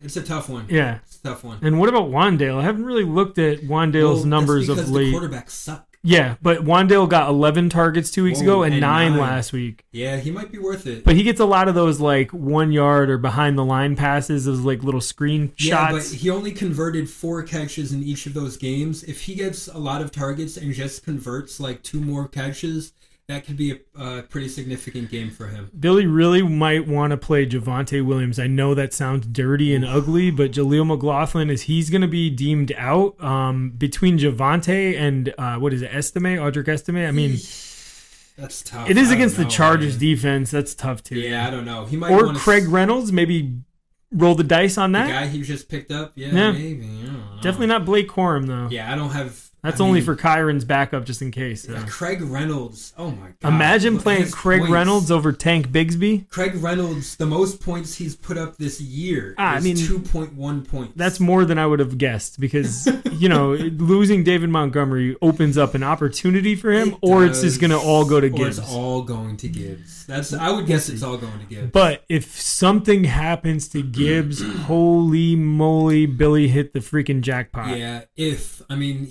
he didn't get a lot of carries in college. He hasn't gotten a lot of carries in the pros. He should be primed to be a workhorse for the next 4 games and the playoffs. I imagine that Craig Reynolds will do better than Tank Bigsby, so I would personally gamble on that. Yeah, I would not. I wouldn't. I would. That's a big gamble. That's like, maybe putting in Jameis Winston over... Oh, no, that's a larger Jalen gamble. Hurts. That's a bigger gamble. I definitely would agree after the fact. And then the kickers, we got Tucker versus McLaughlin. These are 2 top dogs. We don't care about that. And then the Bengals playing the Browns. No, Pretty good choice. They crushed it this past week, and the Chiefs also crushed it this past week. Like they're I playing said, Houston. that was only their second time scoring double-digit points. Like that was an outlier. But No way they're playing DTR and the Browns. The Bengals, yeah. And the Chiefs are playing Houston, who is probably going to be a tougher matchup. So I would go Bengals over the Chiefs. But yeah, you got to expect they're going to be playing better.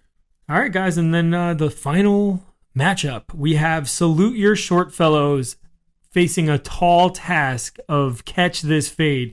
The projections are in Catch This Fade's corner by about 27. Yeah, pretty Yikes. significantly. 25, but close enough. 25. So we'll start out with Sam Darnold versus Jordan Love. Now, this is an Darnold interesting is match. facing the Seahawks, and Love is facing New Orleans. On Monday night. I'm giving it to Love. I mean, this could go either way. I don't think there's too much of a disparity here. I think both of these guys could score and probably will score within 2 or 3 points of each other. I just think that the New Orleans defense is not good, and the Seattle defense is pretty good. Wow. And Sam Darnold hasn't been playing great as of late. True, he only put up 11 last week. Right, like he did 11, then 34, 19, 20, 20. So he's been playing well. Let me take that back. But Jordan Love, really well. Jordan Love 17, 14, 18, 14, 20. He hasn't scored over 20 points or more since week 6, except for week 11 against the Bears. Yeah, that's a good point. So I'll switch it up. I'll give it to Sam Darnold. I think he'll probably put up more points, but it's like you said, it's probably going to be close. Within 3 points, I think. So there's not going to be a big. This won't be huge. Let's take the running backs as a duo because this one's an easy one. James Conner and Kendre Miller versus James Cook and Jahmyr Gibbs. I don't think it's that easy. Obviously, James Cook and Jahmyr Gibbs is a much more potent setup. I think Cook and Gibbs might put up 80 points combined. I hope they do. I'm really banking on Cook to have a great. The New England run defense is not very good, so James Cook should put up a ton. Their Chicago run defense is pretty good, but Gibbs is the only running back worth talking about. James Conner's going up against Carolina, whose defense is pretty good. And Kendre Miller is the starting back, but the Green Bay defense is pretty good also. Yeah. So I could see the Marvellous's running backs like doubling or tripling up the points that... I imagine that they will score about 15 more total points at least. At least. I really could see it like 50. Yeah, it could be. Yeah. Now, the receivers, this is where it gets very interesting on many levels. Mike's got 2 Buccaneers receivers. And Mike Evans, who's got a $3 million bonus for, I think, 14 catches, 251 yards, and 1 touchdown. That's all he needs. So they will feed him. They will make sure to feed him. That might limit Jalen McMillan's upside, especially because they're playing on the same team. Baker's been dealing, though. McMillan also has had 2 great performances. I think 20 and 18 points over the last 2 weeks. He's getting the targets of about 7 a game. So that's a reason to start him, but you might want to just look at your other options, especially because, I mean, he's got Terry McLaurin in his flex, so he could easily put him in a starting spot. Yeah, and then he's got Jalen Coker, Jaden Reed. Coker could be be back. All three of those could be good. Even Cade Otton could be a good choice. He's got a lot of Buccaneers. Yeah, and listen, I'm not one to judge. Here's the thing, though. Marv has Justin Jefferson and Nico Collins, another dominant lead. Obviously, the better side, the side you want to be on. Basically, the two best wide receivers in the league. Maybe if you want to add like Jamar Chase in there. Two top 5 guys. Sure. Maybe top 3. Here's the thing. Mike is playing Sam Darnold. Marvellis has Justin Jefferson. Yep. Not only does he have Justin Jefferson, but he also has TJ Hawkinson as his tight end. So that really, really is going to eat away from Mike, and Mike is just going to have to become the biggest Jordan Addison fan you ever seen this week. Earth. Or Aaron Jones, or does Jake Bobo? Oh no, he's a Seahawk. Okay, I'm just trying to think of other players. Johnny Munt, I think, is a tight end for the Vikings. Jalen Naylor. There's a couple other guys. But Longfellow that's gonna hurt watching Sam Darnold throw to Marvellis' guys, and Marvellis getting more points than Mike every time his quarterback throws the ball. Mike's putting up George Kittle, who has been so damn consistent this season. As long as he could stay healthy, he probably will outproduce TJ Hawkinson with ease. They're in Miami, so they don't have to worry about a blizzard or anything like that, so he'll probably put up numbers. Yeah, and if it rains, it's going to rain hard for 10 minutes, and then he's good. Right. So Kittle, I got Kittle over Hawkinson for sure. Definitely. I'm taking the wide receiver duo, Jefferson and Collins, over Evans and McMillan. Oh yeah, of course. Evans and Jefferson might be a wash, but Nico is probably the best wide receiver in the league. But if you look at it like Evans and McLaurin versus Jefferson and Nico, now we're talking about a little bit more of a reasonable argument to be made for Mike's team. I can give you that. But Philly is a really good defense, so I doubt he's going to get 2 touchdowns again. Really I think this is 3 weeks in a row that he has 2 touchdowns. He's been killing it. Yeah. No, 2 touchdowns 2 weeks in a row, and 1 the week before. Yeah, he has 2 touchdowns in 4 different games. Season. Yeah. Wow. He's working on 11 touchdowns, and will grow. Impressive. So then we'll do that. We'll put Evans, McLaurin versus Jefferson, Collins. Maybe it's a wash. I think Jefferson Collins still edges out Evans and McLaurin, but to be honest, Evans and McLaurin can certainly outproduce those guys. They could. So if we move McMillan to the flex, we're also looking at Brenton Strange, Mike Longfellow's pickup for this week. One of his waiver pickups. The guy got 11 or 12 targets this past week. Evan Ingram is out for the season. Taking over Ingram. It's Mac Jones, so he doesn't have a favorite player outside of Brian doesn't. Thomas. But the thing is that worries me is Evan Ingram with Mac Jones would get 12 targets one week and then 2 the next. So it's like very volatile, but who knows, man? I mean, Brenton Strange had some fantasy value earlier in the season when Ingram was injured, and he did all right.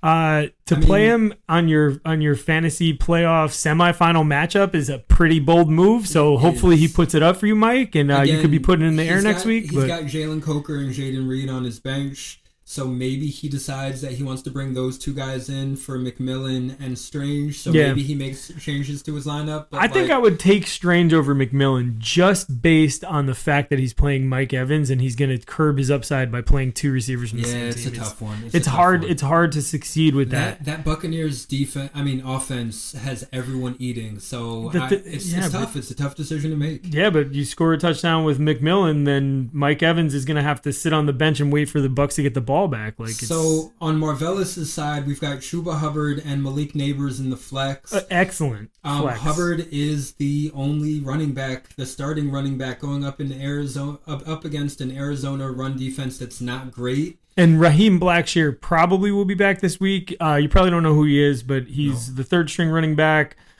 He's also the kick returner, and he's been out for the past 2 weeks. He got hurt when last week. When Brooks got hurt. So probably not going to have a huge impact on Hubbard's production. Malik Neighbors, you saw he put up 24 points last week. might not really matter who his quarterback is, but Drew Lock I think is still starting, so it's better for his outlook. It might not be a barn burner though, because Atlanta's probably not going to put up too much offense. So you might. I don't know, because Michael Penix, I really liked him coming out of college. That's true. We do have a new element that we get to see. And either way, the Atlanta defense is ranked 29th against wide receivers. Let's go Neighbors. So I'm giving it to Hubbard Neighbors. I think that there's a chance that Marvellis blows out the Longfellows. The Shortfellows, rather. Yeah, but, Mike, his kicker defense combo of the Vikings kicker and the Broncos defense has proven to be solid. I mean, they put up, I think, 30 points this past week together. Yeah. Or more than that. I'm sorry. They put up 36. Yeah. That's a huge difference. That's a difference maker. It's a lot of points. That almost beat Aggie's team this past week. And the Broncos are playing the Chargers with Herbert still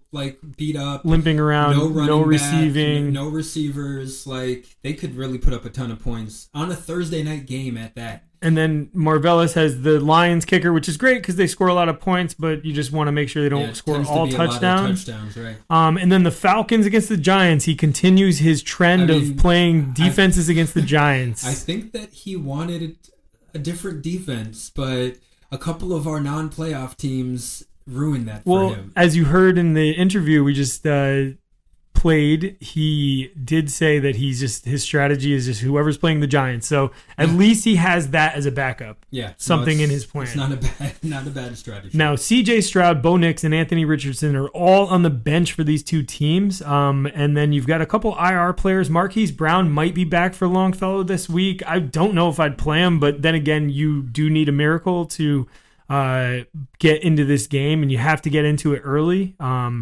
So that's a possibility, but you never know.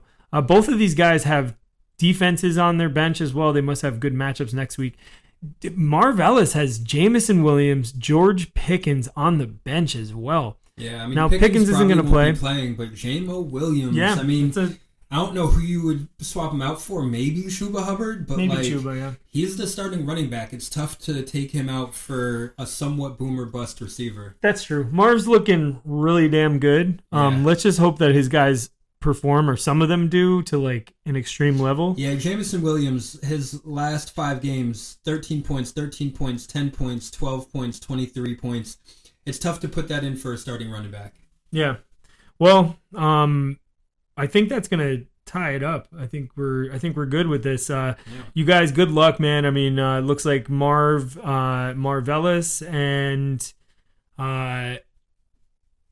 Scott have the advantage. So, well, Scott and Billy, that one looks pretty close. I think. Of course, but Marvellis, I think, has a sizable advantage just on paper going up against Longfellow. It would certainly be interesting to see the 1 versus the 2. I don't think we've actually ever had that in the finals. We have. I remember the 1 versus the 2. Really? Yeah, we definitely have. All right. Usually, I feel like the wild card teams come in and win the whole shit. Yeah, should have been me.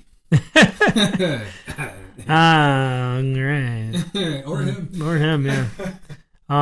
Cool. So let's move to another land.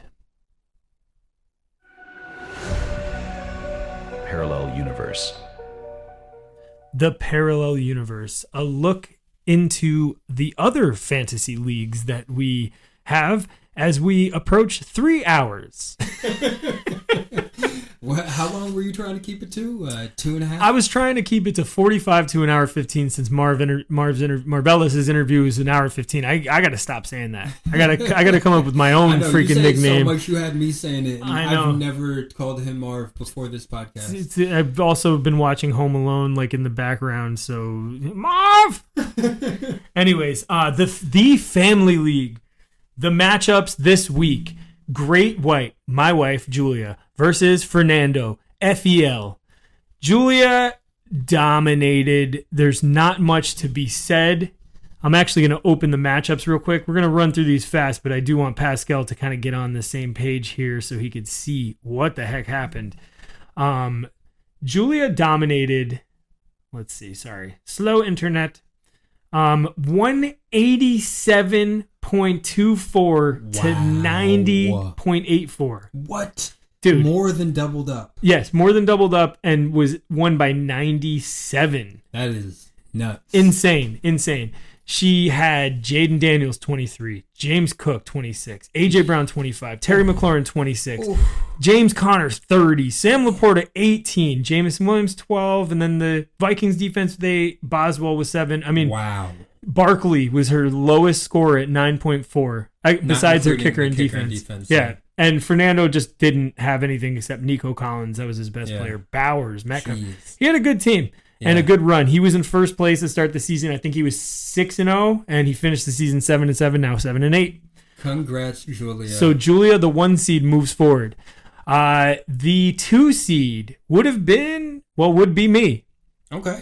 Where I faced off against my brother's girlfriend, Beans Samantha, who was 7-7 on the season. I was 10-4. This shit was crazy.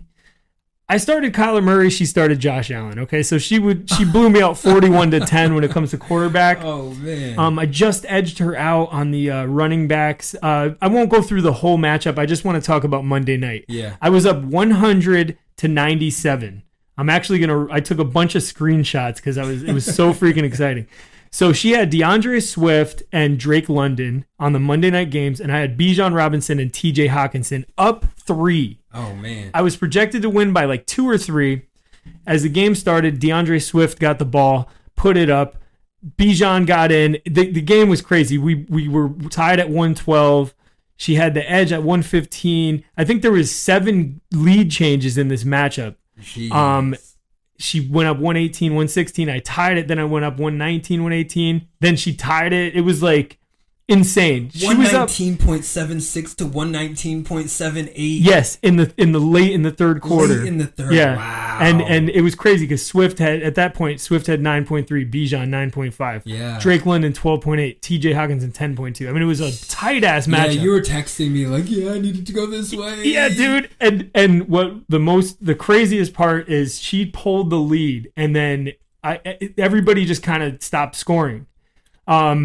She had a lead of .02 in the fourth quarter of the Bears game. With 2. Oh, no, that was third quarter. Okay. 2 minutes in the third. And I skipped past it, but she was up by 4, and DeAndre Swift scored that touchdown. That late flag called it back, and then they had a penalty. Oh, yeah, you were telling me. They got penalties, they got sent back, no touchdown, no points. DeAndre Swift was at 9.9 fantasy points at that time. Like, I think that might have saved my season. It ended up getting very close. Drake London caught another ball. I was down 121.88 to 120.56 with like almost no time left. And then Mr. Bijan Robinson ran a 25-yard run. Oh, man. In the fourth quarter, and it put me ahead. And the final was 124.76 to 121.88. It was tight. Wow. It was way tighter than it finished, but what a great matchup, and it was exciting. I'm happy to have won, and good job, Beans. You played an awesome matchup, and totally. We'll see you next season. Yeah. As for the third place team, we had Seamus, my little brother. I'm sorry. Christina was the third place team, my Kelsey's wife. My sister-in-law, she faced my little brother Seamus, who was the 6th place. This actually ended way closer than we all expected, as Seamus had Keenan Allen on Monday night and Tyler Algier. He put up about 24.5 points with the two of them, and I don't know if she had any players. I don't see anybody. Oh, Jordan Addison. She had Jordan Addison 13. The final score was 139.8 to 135.86. Seamus is eliminated by just under 4 points. He almost pulled it back. Wow. So Christina moves along. That's 1, 2, and 3 moving forward. Some nail biters in the 2 and 3 games. Seriously. And then the 4 versus the 5. This actually erupted. It was the fourth place Waters of the River, Jose, Julia's brother, versus the Worcester football team. The Worcester football team, my nephew Jacob. This is actually a rematch of the championship game last year where Jose won it all. Jose ended up pulling off the victory 154 to 140. 140. He got the third highest score in the playoffs and lost. Dude, and Jose had Jahmyr Gibbs, Devontae Adams, Justin Jefferson. Oh, man. He had a goose from Waddle. He had 6 from the Ravens D, 8 from DeAndre Hopkins, 2.4 from Cole Kmet. I mean, his week was not very good. He had 42 from Devontae. Jacob lost with Kamara, CeeDee Lamb, Malik Neighbors. Losing while your guy scores 40 points means your team just sucks. So it looks like the semifinals are set, and it looks like Julia and Great White will be facing off against the Waters of the River, the Shark in the Waters, the brother and the sister. Whoa, okay. And Jose is projected to win by less than a point. So the Great White is swimming upstream. Yes, and then the Fluffy Beagles contract the East Coast virus, where they're actually projected to win by about 3 points. These matchups are going to be great. We'll get into them a little bit next week. Yeah. And that'll do it for the Family League as we go into the Lions Den. All right. Jays League. This is insane how things played out. A couple of insanely close nail biters. We'll start with the number 1 team, East Coast Virus. I'm sorry. It's actually albino chameleons from Queens in this league. I'm more refined. So I ended up in first place for the first time in the season. At the end of the season, I jumped like 3 spots. Congrats. Thank you very much. I ended up facing Jay's dad, who jumped out of the elimination. I think he jumped up 2 spots from 10 to 8. Nice. So it's like Good for you, him. right? That's what you did, 10 to 8? Or no, you were 9 to 8. Colin was 10 to 7. That's right. Yeah. So basically, that matchup. No, I was 10 to 8, and then I stayed in 8th, and Colin was 9th to 7th. Oh, okay. You were 10 to 8, just like Jay's dad, and just like Jay's dad, you were eliminated. Yeah. So was it because he made a stupid decision, or was it because you know what? Good football decisions. There are all some around? insane parallels to what happened. He had a very bad Miami Dolphins receiver, Tyreek Hill, who scored 6.6. He had Devontae Adams, who in this league put up 38.3 because of the half-point PPR. He also put in Justice Hill, who scored 21.2 PPR points. But his downfall was also starting a quarterback with negative points. No. Tua Tagovailoa. Tagovailoa. There's a silent N that doesn't exist there. Yeah. It's a loud N that doesn't exist. Negative 0.16 points. He ended up, because you lose points for sacks, he ended up, and fumbles are -3. If you fumble it and recover it, it's -1. If you fumble and lose it, it's -1 plus -2. So. Whoa, that's a lot. So Tua had a rough day. So we had the same shit going on, basically. Yeah, exactly. Did he have a better quarterback on his bench? No, he didn't. He didn't have a quarterback on his bench. At least he's not a tardo like me. But my quarterback, on the other hand, was Jared Goff, who put up 37. Yeah. James Cook, 25-8. Yeah. Amon Ra, I had the stack with. That was what did it. The stack did it. That's money. Trey McBride, Malik Neighbors. I had a great week. Yeah. And then my secret weapon early in the season that I told you guys all about, the return game, my defensive back, Keyshawn Nixon, put up 13.8. Wow. And he is now the number 2 defensive back in the league. And nobody really, people are starting to know him. But he's starting to actually play defensive back and kick returner. Wow. So the number 2 seed was... Rico's Roughnecks, who faced against Lord Byron. This matchup was crazy. It ended up being a less than 3-point victory. Rico's Roughnecks, who started Brock Purdy with .98. Yo, these quarterback scores were trash this week. And it's like not even like anybody absolutely erupted. I mean, he had Chase Brown at 24.8 and Justin Jefferson at 17.8. Cooper Kupp's goose egg eliminated Lord Byron. That's what did it. The goose eggs, like Jalen Waddle, Cooper Kupp, both were like second round picks this year. just totally shitted on people's dreams. It's insane. And then one really interesting fact about this matchup, Sam Hubbard, who's actually out for the season, he had an injury. He's a defensive lineman. Look at his points, because you don't really get to look at these stats often. Look at this dude's points, dude. 1.5, Yeah, 1, sure. 0, 1, half a point. This week, I dropped him for DeForest Buckner, Okay. who put up like 5 points. Okay. Dude, tell me how Sam Hubbard catches a freaking touchdown pass from Joe Burrow. Oh, I was like, what the didn't he? And he got hurt on the catch, on the touchdown.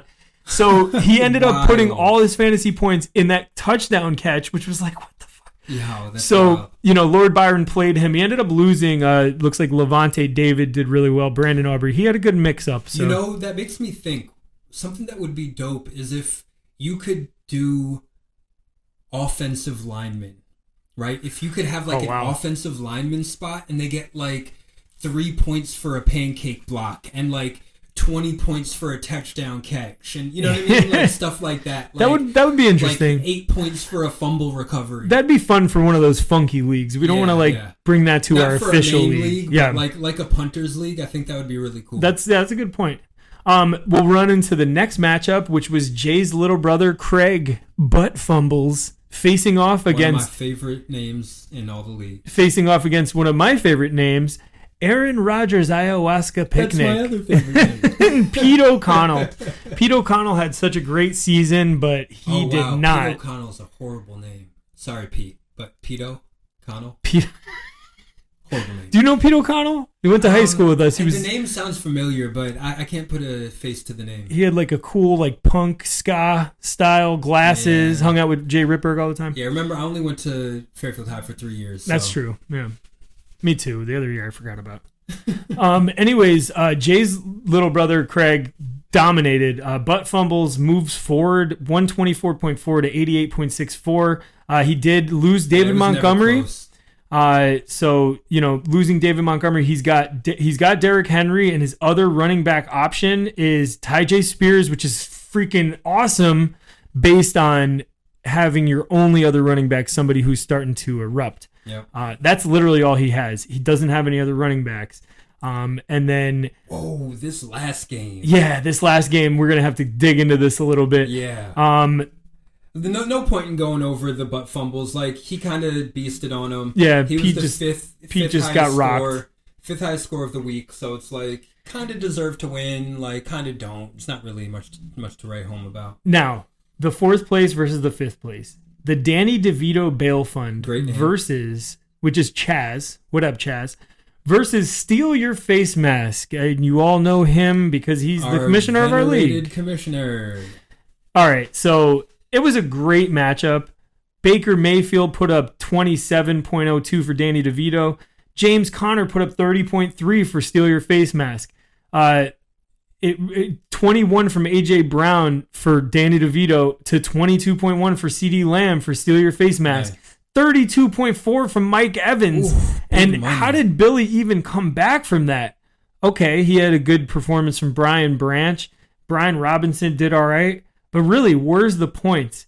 Let me tell you where the points are.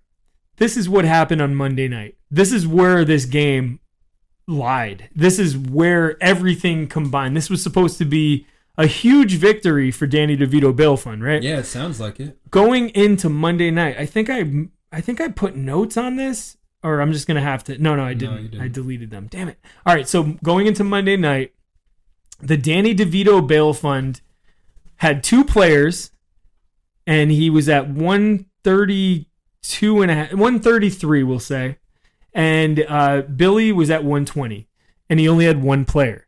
So Danny DeVito Bail Fund played Sincere McCormick and Darnell Mooney, and Billy played Aaron Jones. No. Aaron Jones put up 17.6, putting Billy up to 137.7. Now, remember, Danny DeVito Bail Fund was only at 133 and change already at that amount. Yeah. Sincere McCormick put up 3.5 points and then was injured, and he is now on IR in the last few minutes. He's been put on IR. He did?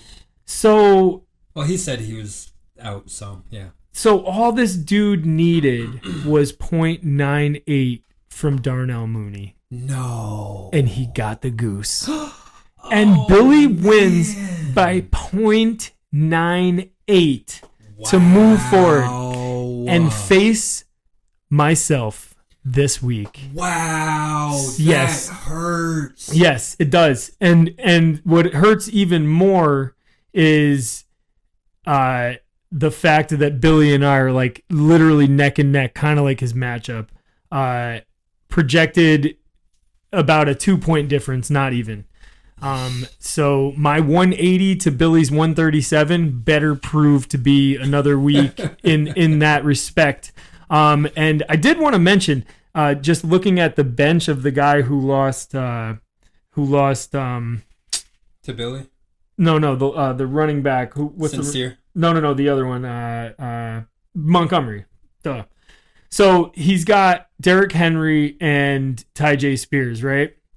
And my bench is all running backs. I've got Amir Abdullah, Kendre Miller, DeAndre Swift, and Rashad White. Okay. And I'm not playing any of them. I'm just holding on to them to play defense against these guys. Totally. A really, really great weekend. So I won both of my playoff games, and I'm in the semifinals in both. Super freaking excited. One more little tidbit. In the Hoop There It Is League, looks like we have a new first place team in town. Okay. And it's the first time they've ever been in first, I think. The East Norwalk Alcoholics. Good job, Frank. Frank finally gets first place. He has a 7-1 record. And the undefeated Bridgeport Velcro Athletic lost to my cousin Wata Boy. It's a picture of Bruce Lee. He was 1-6 and now defeated the best team. Frank has about 150 more points in Bridgeport Velcro, so he's in first place for now. Congrats. Pretty awesome. So fantasy eruption this week. It was a good week. And now let's dog a couple people and bring them to the backyard.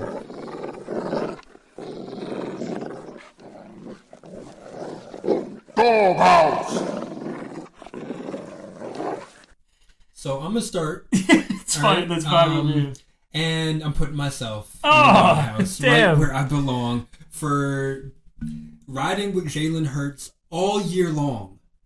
And then at the last minute, in the playoffs, losing faith, even after it was kind of obvious that they were going to try to feed the ball, throw the ball, but just not having faith, going too much off the analytics, and losing the game because of it. I want to put Jalen Waddle in there with me because this season has been trash for him. Now, I'm not really one to blame real players for fantasy results, but what about come on in Jabu? there. Is Jabu hanging out with you guys, or you don't even want to talk to him? He does not even deserve the doghouse. Like, toss him in traffic. All right. Well, joining Waddle and Pascal Rawls, Philippe, will be Aggie for not eliminating Billy and allowing him to be alive for his potentially fourth championship. Y'all better stop him. Yeah, you guys got to stop him. Aggie, you didn't eliminate Billy, and you also did it with quite possibly the worst fantasy sports name to ever exist. Hashtag change your name, Aggie. And guys, I as we always say, can we start a petition to have Aggie change his name? I still don't mind it. So I don't mind it either. I just want to see a different name. I fucks your mom. I hate it. I actually I mind it very much. All right. With that note, you guys have a great weekend this weekend. Christmas is upon us. The holidays. We are ready to rock. When you're out here wrapping up your Christmas presents. Yeah, and always remember when setting your semifinal lineup to put it in the air. This is the put it in the air podcast. I tried to make you do what I wanted you to do, but you were doing it. Sorry, I was reading. My daughter's one of her Christmas gifts just came, and I'm like, I need to go get that before some fucking just now? Some gift thieves. Oh yeah, the porch pirates. Yes, and it's behind the gate, but I feel it's a Barbie, so I feel like it's thin enough for someone to stick their hand in and pull it out. Well, if you see some dude laying on the corner with a Barbie, then you know at I'll least. stomp his nuts in. Yes, I will. I hope it was from Amazon. Yeah. Okay, because they're like immediate. They won't even ask you. Like, well, the problem is that like it's Christmas time, so I might not be able to get a replacement until Exactly. afterward. sounds like somebody has to go to Target like I do now. Bruh, Oh man, I'm not trying to deal with that. so much work during the holidays, bro. I swear. Yeah, no. I'm about to have the driest, most boring, lazy January you ever seen in your life. So my parents are divorced, right? And we used to do Christmas with one parent on Christmas and then Christmas with the other on New Year's. And it was great because you'd get all the sales from after Christmas. Oh yeah. So nice. that second Christmas, you're like buying gifts half off. Like, Nice. man, that is really the way to do it, honestly. Well, Merry Christmas, everyone. Merry Christmas. Happy Hanukkah. Happy Kwanzaa. Happy Festivus for the rest of us. Happy Chinese New Year a little early. Yeah, it's in like a few months. Happy New Year. American New and Year. World New Year. Happy one of the drunkest days of the year in Christmas Eve.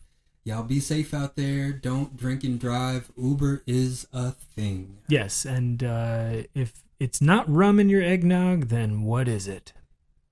On that note, we out. Peace.